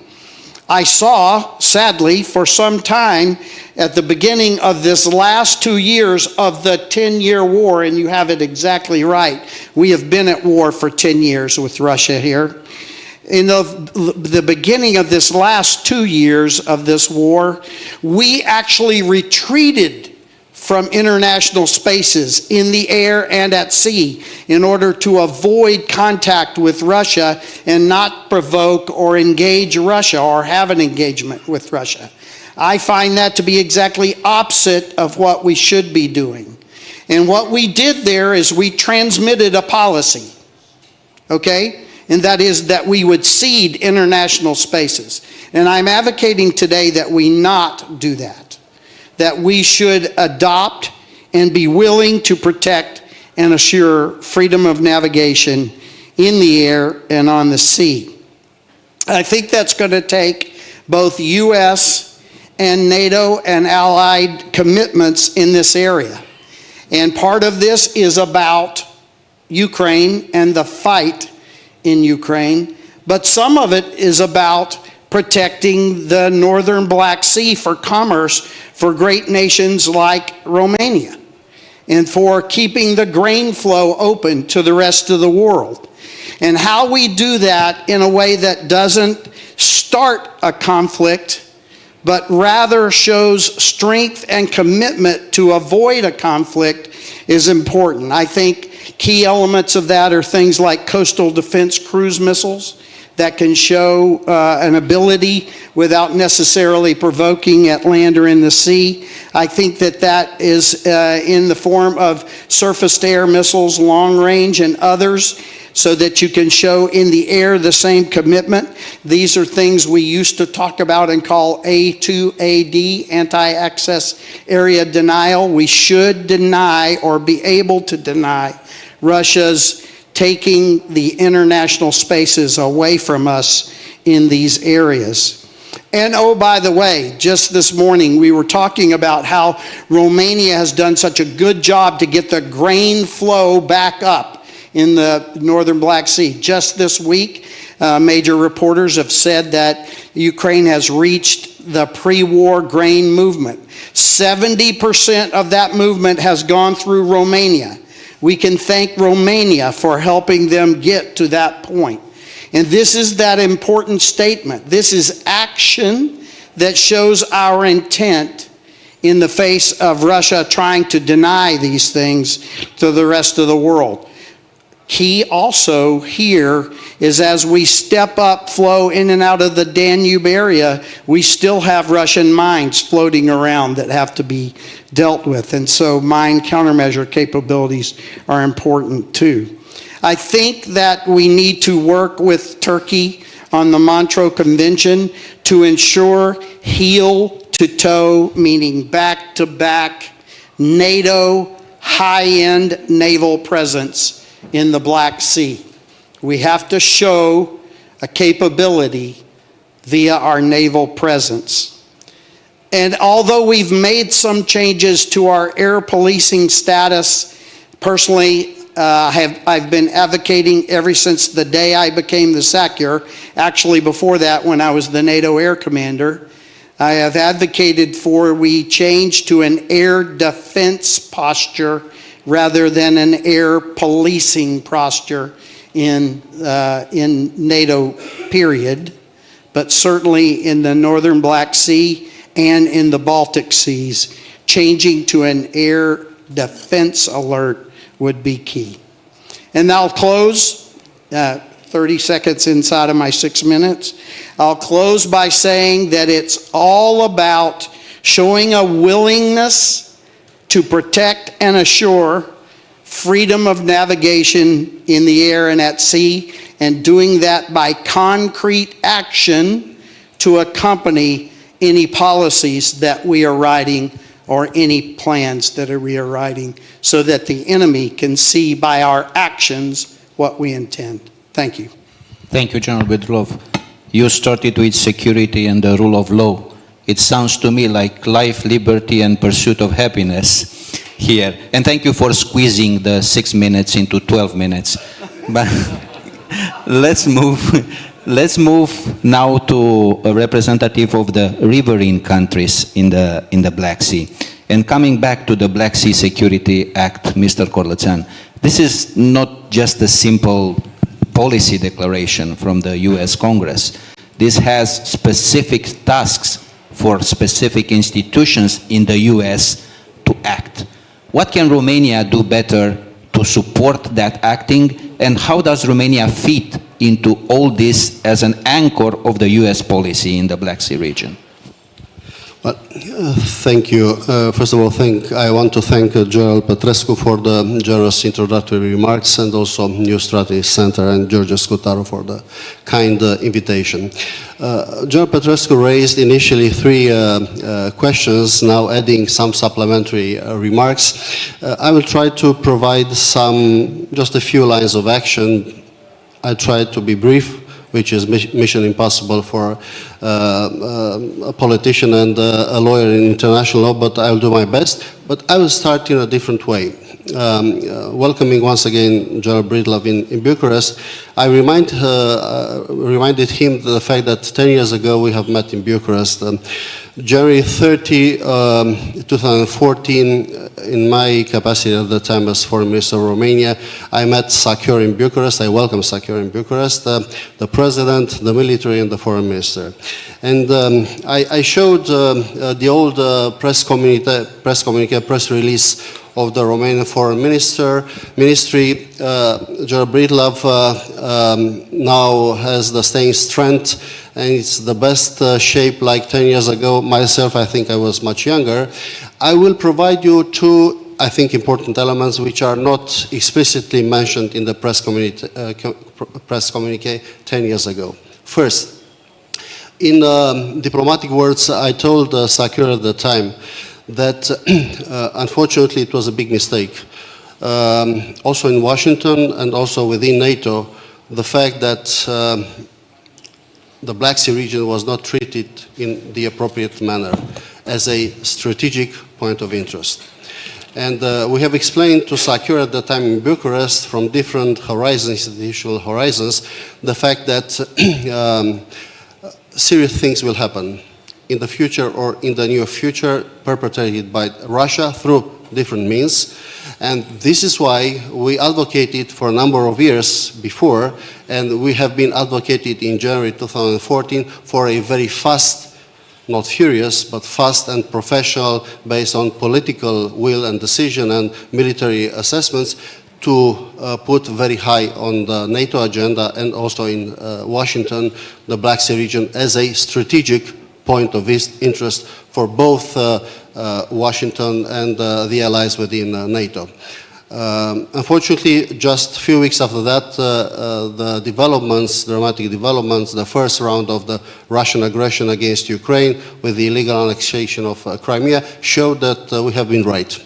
Secondly, I raised to General Breedlove at the time the fact that specifically in that particular predictable for us context, because of Russia's aggression, it's a very risky situation, the fact that Romania, and also Bulgaria at the time, Romania was not covered by a contingency planning within NATO. And we have told to SACEUR, also to our American friends and to the other allies, it's unacceptable to lose time and not to move very fast to cover also Romania and Bulgaria. I can tell you that late March, 1st of April, I attended the NATO ministerial in Brussels, and we have adopted the contingency planning for Romania and Bulgaria. So somehow we lost precious time before 2014, and then we started to recuperate these important topics. Now, I will try just to indicate, I don't have time to elaborate, but just to indicate a few lines of action, and I will start, this is the first one, with the US Black Sea security and development strategy. We have worked a lot with our American friends and partners, with the US Congress, with the State Department. 10 years after our discussion in 2014, we welcomed strongly the State Department strategy launched, and also in parallel with the march of some of our US Congress friends. We have been consulted. I want to be very transparent. Romania was consulted in the process. We have contributed with some ideas and proposals that have been taken on board. We are extremely satisfied to see this strategy, but is not yet finally adopted. There is a need to continue the process in the United States. Whatever might be the political developments for the presidential elections, this is a key topic, and it's extremely important to see finalized the strategy with different components, with the financial means allocated for that. And for the Romanian friends, we should stick together and to stay in touch with our American friends to continue to ask the support in a bipartisan approach in Washington to finalize and then to implement this strategy. So this is the first line of action, and I will add briefly here, it will be extremely important to see some other important relevant allies that will take similar actions with this Black Sea Security Act. Secondly, a stronger multi-domain deterrence and defense posture with meaningful multi-allied presence and, I dare to say, a permanent presence. Russia will not disappear from the map, will not move from our region. We saw what happened already early 90s with the Republic of Moldova. We saw Georgia, we see Ukraine. It's a predictable thing that without any miracles related with changing the profile of the leadership in Kremlin, we will need a continued and a stronger, coordinated and permanent presence. Permanent, we will see what will mean, but this is a second line that I wanted to underline. Third line, we know that NATO has increased its presence in the Black Sea region after February 2022. Regional allies, in the same time, took initiatives such in the case of the Black Sea Countermine Initiative to address narrow, it seems to be narrow challenges, but they are very important things. And much more can be done as related such type of initiatives among also regional allies. And I see the Georgian ambassador in being present in the room. She's aware, the Georgian partners are aware that discussing with our Turkish and our Bulgarian allies, we are open also to enlarge the format, of course, step by step according to what we have discussed. Fourth, and I will turn to what General Bridlov mentioned, freedom of navigation in the Black Sea is a right enshrined in the international legislation. It should be preserved by all means. Five, it's vital for NATO to continue to enhance its situational awareness and ability to assess and respond to the security environment. NATO needs to keep up with the changing type of threats in the Black Sea that happens at speed, especially in the maritime and air domains. And we have to continue to innovate, to adapt, and to adjust to remain relevant. Six, the United States, because you raised the question, from our perspective, the United States, the allies, and NATO have to continue to support Ukraine until its final victory. I will not develop much more. Many things have been said. We fully agree on that. This is a key priority for all of us. 7. Not at least, NATO should project its security umbrella over the region, allowing for important connectivity projects to start or to continue, and for investments to thrive, energy security and democratic resilience. 8. To support for partners countries such as the Republic of Moldova and Georgia is essential to bring peace and development back in the region, to ensure predictability and stability. Last but not least, 9, NATO can speak more about our region, about allies' initiatives, about partners' strong support for European and Euro-Atlantic integration. So I try to be brief. If there be any questions, I'm ready to provide answers. Thank you so much. Thank you very much, Minister. Indeed, time is of essence. We hear you. We heard the Speaker of the Parliament from the Republic of Moldova. We don't have time to lose, but it seems right now that we have the right incentives and the right motivation in order to speed up. Ambassador Zakov, is there a catalyst that Romania and Bulgaria could use, among other riverine countries, to speed up all this process of securing the Black Sea and provide for a free and open Black Sea? Thank you, General, and let me say that the short answer is yes, definitely. If you look back to the history, if you wish, allow me to add something to what you already said about that we are in the 10th year of the war. Let me say that I think we should look even backwards, because we can look at 2008, the invasion in Georgia and the annexation of sovereign territory of Georgia. Then we can look back also at the non-implementation of the Istanbul commitments by Russia in the late 20th century, early 21st century. Even further backwards to the 90s, when the Russian troops remained on the sovereign territories of Georgia, in Abkhazia, and in the Republic of Moldova, in Transnistria.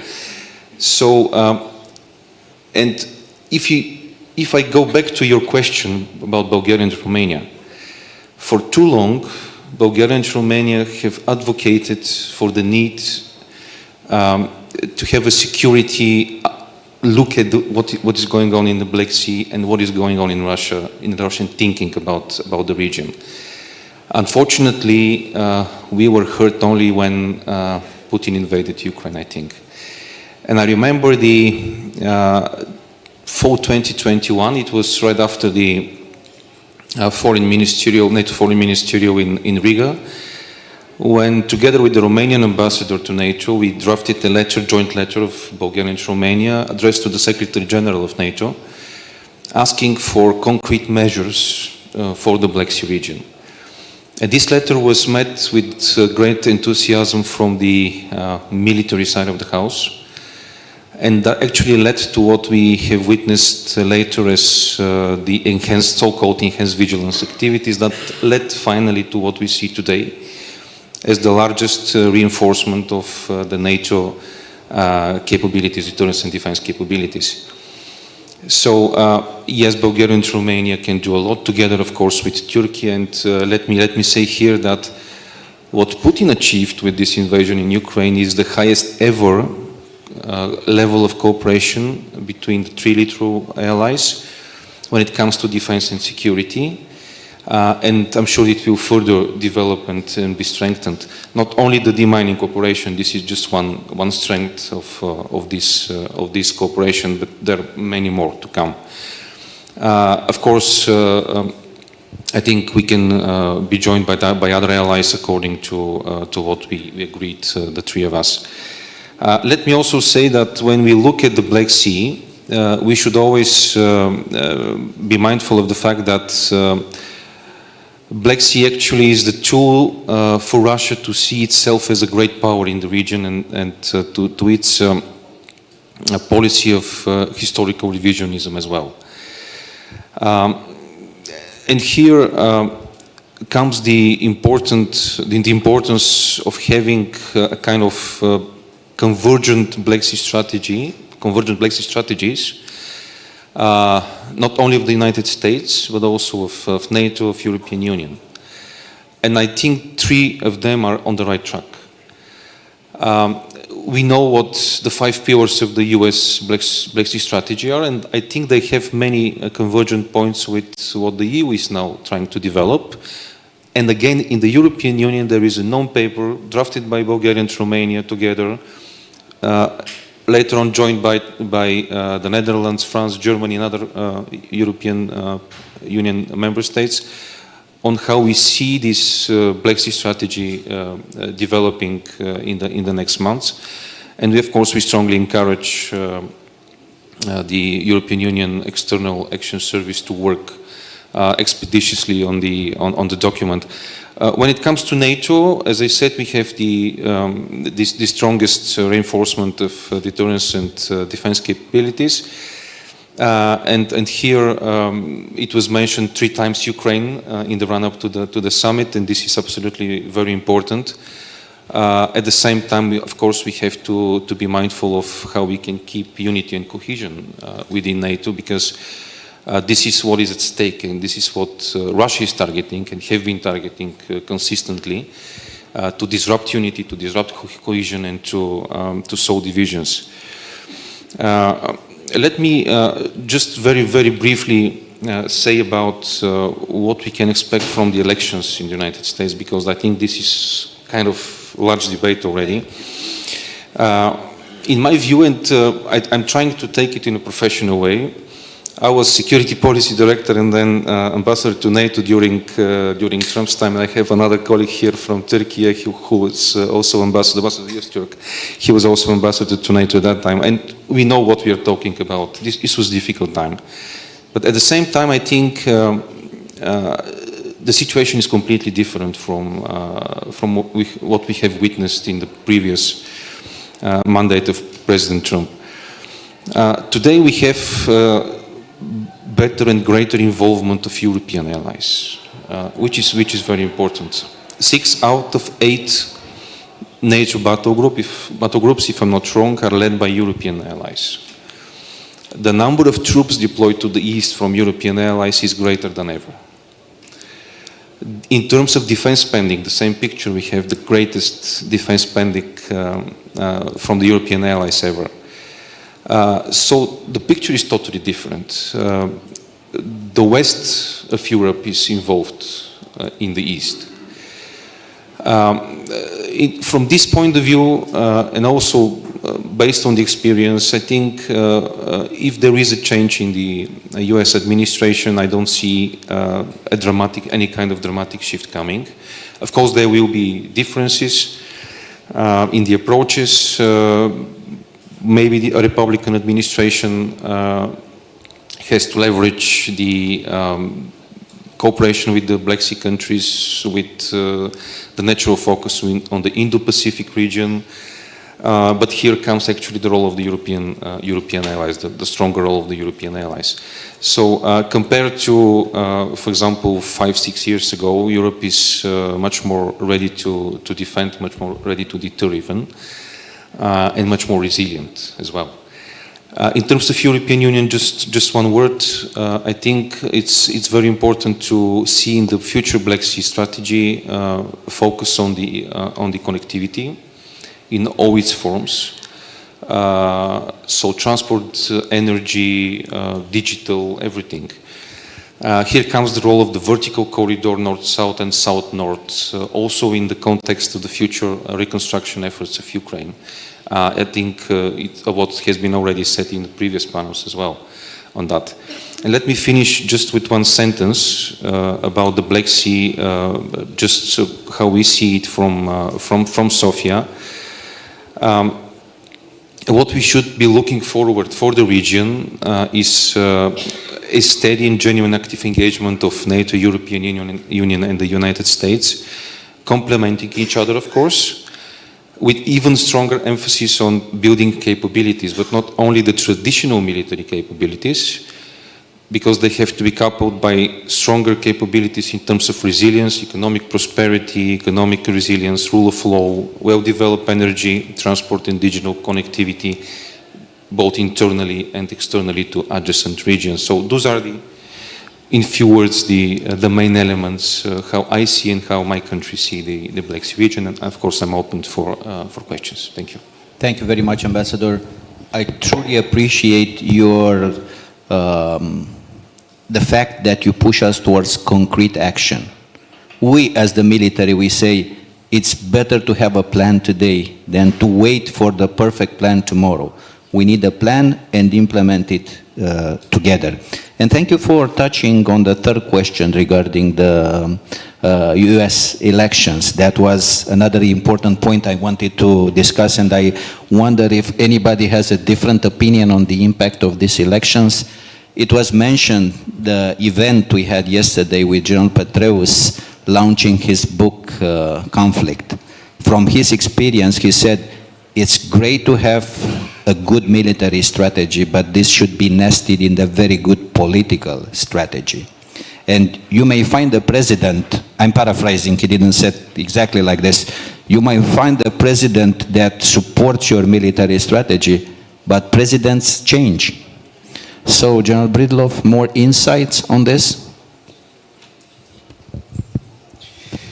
So what General Petraeus is talking about, Clausewitz talked about many, many years ago when he wrote his famous book on war, and basically said that war is a continuation of politics by other means. And so you have it exactly right. Our politicians will drive the decisions that are made on several things that all of us have talked about, practical steps that should be taken to guarantee the freedom of navigation and other security measures in the northern Black Sea. The United States is a unique country, and most of you know this, but it really has three parts to the government. You have an executive who has a lot of power and sets a lot of policy, but you have a Congress that controls the money that does all of that. And then for years and years, you had a judiciary that didn't get wrapped up too much in American foreign policy, but now we have a little bit more active Supreme Court. And so I'm often asked what's going to happen if we have another Trump presidency. I remind people we've had a Trump presidency and NATO came through it just fine. We all got bruised a little bit, and we all got some bumps as we went through that time, but we came out the backside of it just fine. So I would offer that I am an optimist. A Congress that controls the money is an important part of setting policy and how the military reacts to and carries out political discussion. So I remain optimistic that NATO will be fine in 4.5 years, no matter who's elected. And I would offer also, I think the next 75 years of NATO are going to be more important than the last 75. Thank you. Thank you for that. Staying in the same sphere of politics, Mr. Coloțean, you are also a politician. We kept talking what different organizations are doing, but we also know that what people feel it's important, the results and their support. How do we maintain the popular support with all with all Russian, attempts to disinformate, to try to push into one direction or another? Are we on the right track on that? Good question. I do remember how the Romanians reacted first 10 years ago in 2014. I'm a normal guy. I was a normal guy. I will continue to be a normal guy. Crossing the street, going to shopping with my wife, and things. At that time, being foreign minister, people stopped me, asked me, Minister, are the Russians coming back on us? Is it a real danger? The old memories of the Romanians, let's say, were fueled once again because of what we have seen in Ukraine, the Russia's aggression. So it was a very strong cohesion of the Romanians at the time against the aggressive attitude of Russia. The European society, let's say, slightly changed. In what sense?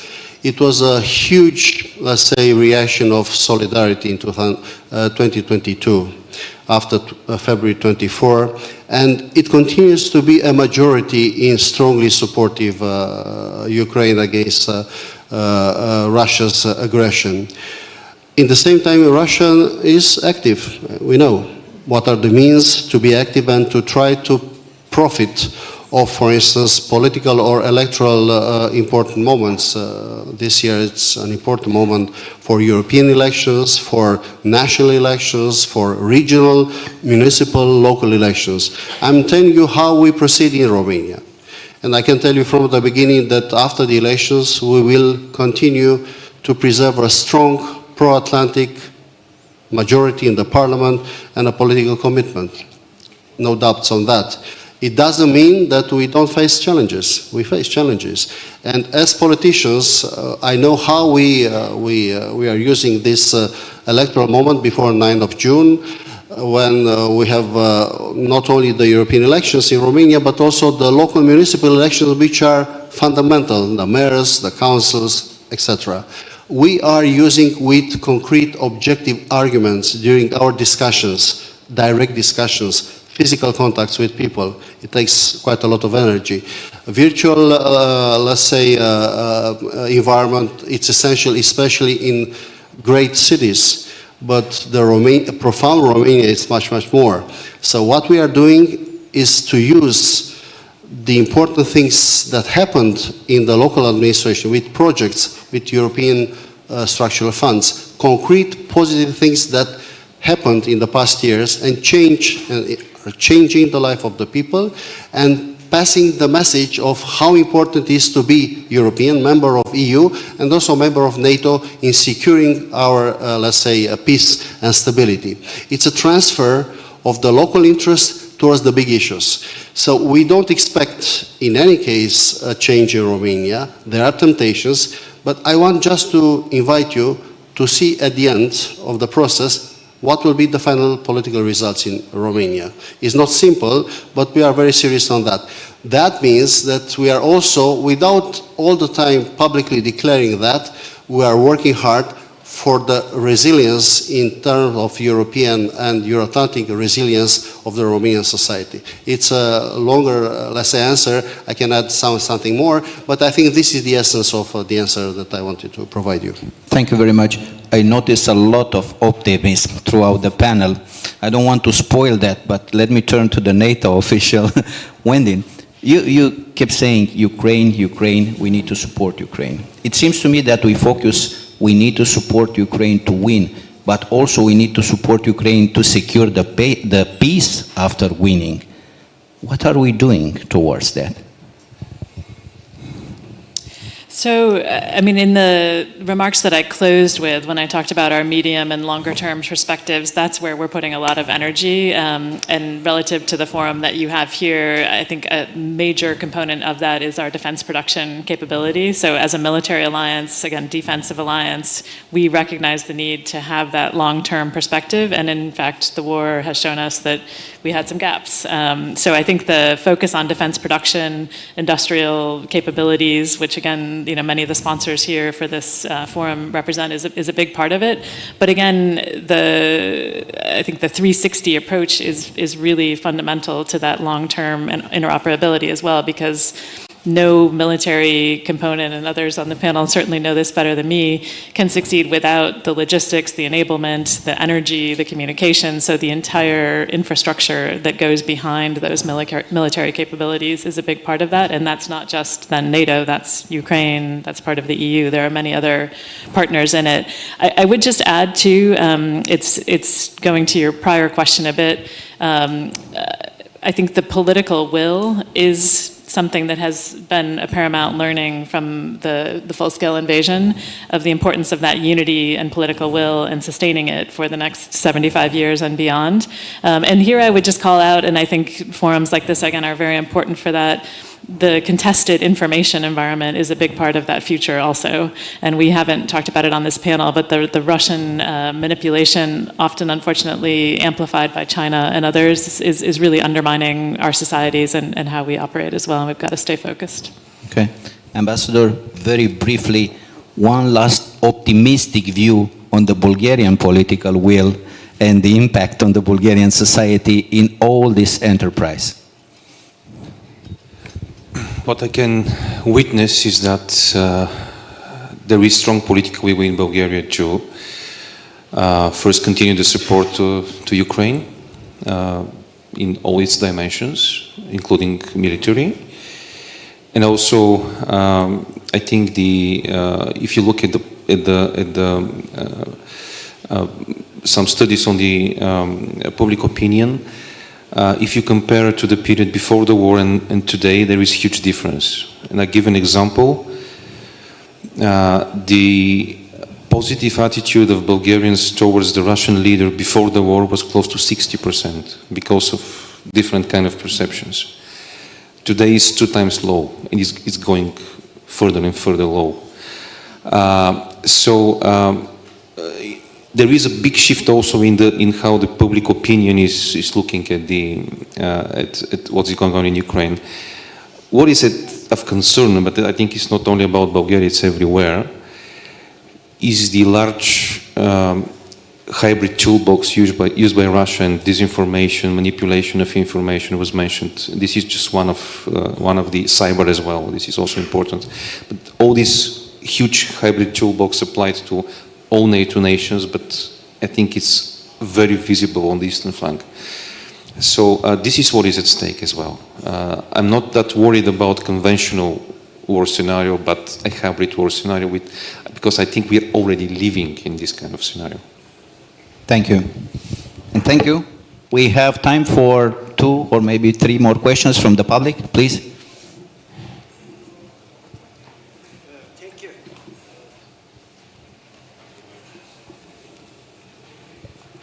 Thank you very much to all of you. Basat Öztürk, ambassador from Turkey. My friend also mentioned we were together at NATO as ambassadors. My question would be, you can guess, to the general about freedom of navigation. From the US point of view especially, the freedom of navigation is necessary all over the world.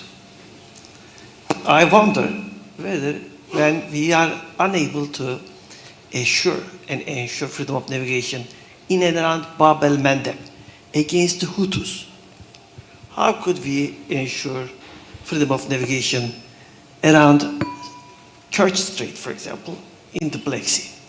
We can really give you a chance. US can lead, and you can try a freedom of navigation operation in and around Strait of Kerch.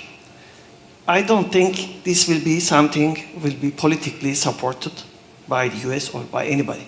As Wendy said, NATO is a defensive alliance. We have no serious problem with freedom of navigation in the Black Sea. In reality, it's the Russians suffering from lack of freedom of navigation for themselves. And we have Arctic, High North, North Atlantic, so many seas, oceans around us. I wonder, you think as general, we have sufficient assets for assuring this. Also going back 2008, 2 events which also may be of importance for you. We failed when chemical weapons were used in Syria before Crimea was annexed and occupied. And then we withdrew from Afghanistan 1 year before, 24th of February 22, when Ukraine was occupied. What are your opinions about those points? Thank you.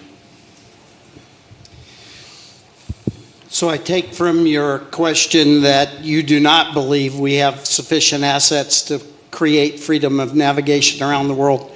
I don't think I would argue with that, but I think that we should have some ruthless prioritization about where are the places that are important, like the Straits of Malacca and others. And I believe that we absolutely have enough force if we prioritize correctly to create freedom of navigation in these spaces. What I would offer to you is that I don't think we have the will to necessarily contend and ensure freedom of navigation in some of these spaces. Thank you.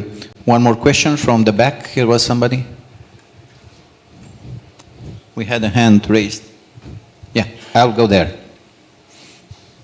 Yes, please. Thank you. I'm Olga Reznikov from Ukraine.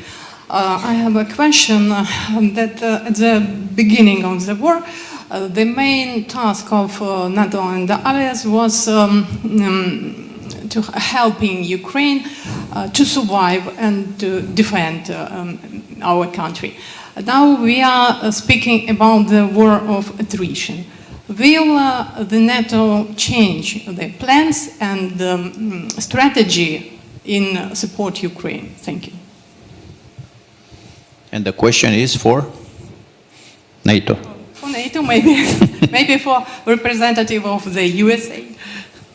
Yes, please, Wendy, if you would like to try a little bit. Sure. I mean, just to be clear, I'm not representing the USA. I'm representing the international staff at NATO, although I'm American by nationality. I mean, I think the theme of adaptation has been the case for NATO all along, both relative to its own institutions, but to Ukraine as well. And so you've seen adaptation in what NATO does. And as we look forward to the Washington summit, the package of measures that we're developing for that summit indeed are part of that adaptation. So I think there is adaptation in a healthy way, as it should be, and again, adapting to the environment. Your question was, I think, headed in a different direction, which was much more of a, will there be a dramatic change, I think, although you didn't quite say that. I think in some ways you could argue that the adaptation has been pretty dramatic. Like, we're looking at changes and measures in how NATO supports Ukraine in non-lethal aid in a responsible way.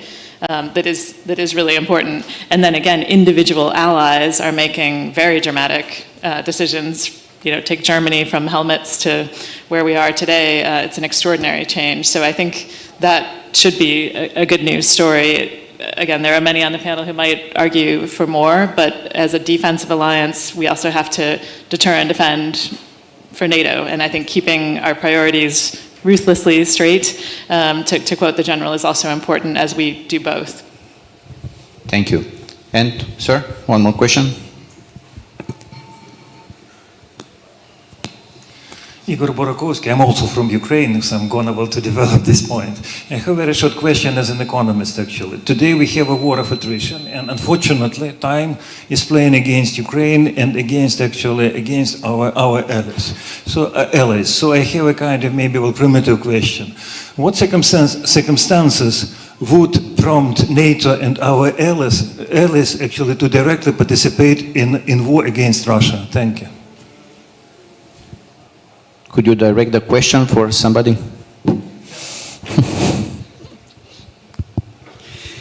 Well, that's a really tough question. I think that going back to what I talked about before, we can talk and write all we want, but how we act really lays down our policy. And right now it's very clear that Western nations do not intend to be directly involved in this war. Although you begin now to see some leaders of some nations talk about entering in a supportive way, training way, logistic way on the ground of Ukraine. And I think those are encouraging conversations. I would offer a thought that is tangentially associated. And that is that people ask all the time, what should we be giving Ukraine? What is important to give to Ukraine? And they always want to talk about some shiny object. I'm an F-16 pilot. 24 years I flew the airplane. Everybody thinks I'm going to say, give them lots of F-16s.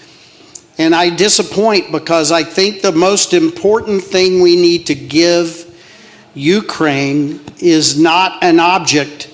It's a policy or a strategy. I'll be critical of my own country because I don't want to be critical of NATO or others. But in my country, we often talk about our strategy by saying we're going to be there for as long as it takes, or we're going to give them everything they need. And to a military planner or a military commander, both of those sentences are incomplete. You have to say, to do what? We're going to be there as long as it takes to throw a birthday party, to cross the river, to retake one town, or to expel Russia from Ukrainian lands. We're going to give them everything they need. To do what? Again. And so I think the most important thing that the West could give Ukraine today is a declaratory statement of our policy to support Ukraine in what they tell us they want. And I continue to hear Ukraine say to expel Russia from all sovereign Ukrainian lands. And if the West was to give a declaratory policy and then back it up with action, that would be what Ukraine really needs, in my opinion. Thank you, John. Thank you for your questions. It seems that we have to finish our panel. Thank you for your patience. Thank you for the great insights we have from our panelists. To summarize very briefly, Black Sea, it is an area of strategic importance for NATO, and not only for NATO, also for our strategic partners. We should start with security and the rule of law. What you say should be matched by what you do. Freedom of navigation, very important, because we all want a free and open Black Sea. Time is of essence. We are losing time. We don't have that much time. We pledge for a permanent presence because this is important and this changes mindset, and this also resonates with what the population wants. The need for Ukraine to win, but also to be able to secure the peace, concrete measures, ambassadors, and building local capacity. Only local capacity in congruence with all these security organizations could be the right mix in order to help us implement the strategy. Once again, thank you very much. I truly appreciate it. Thank you.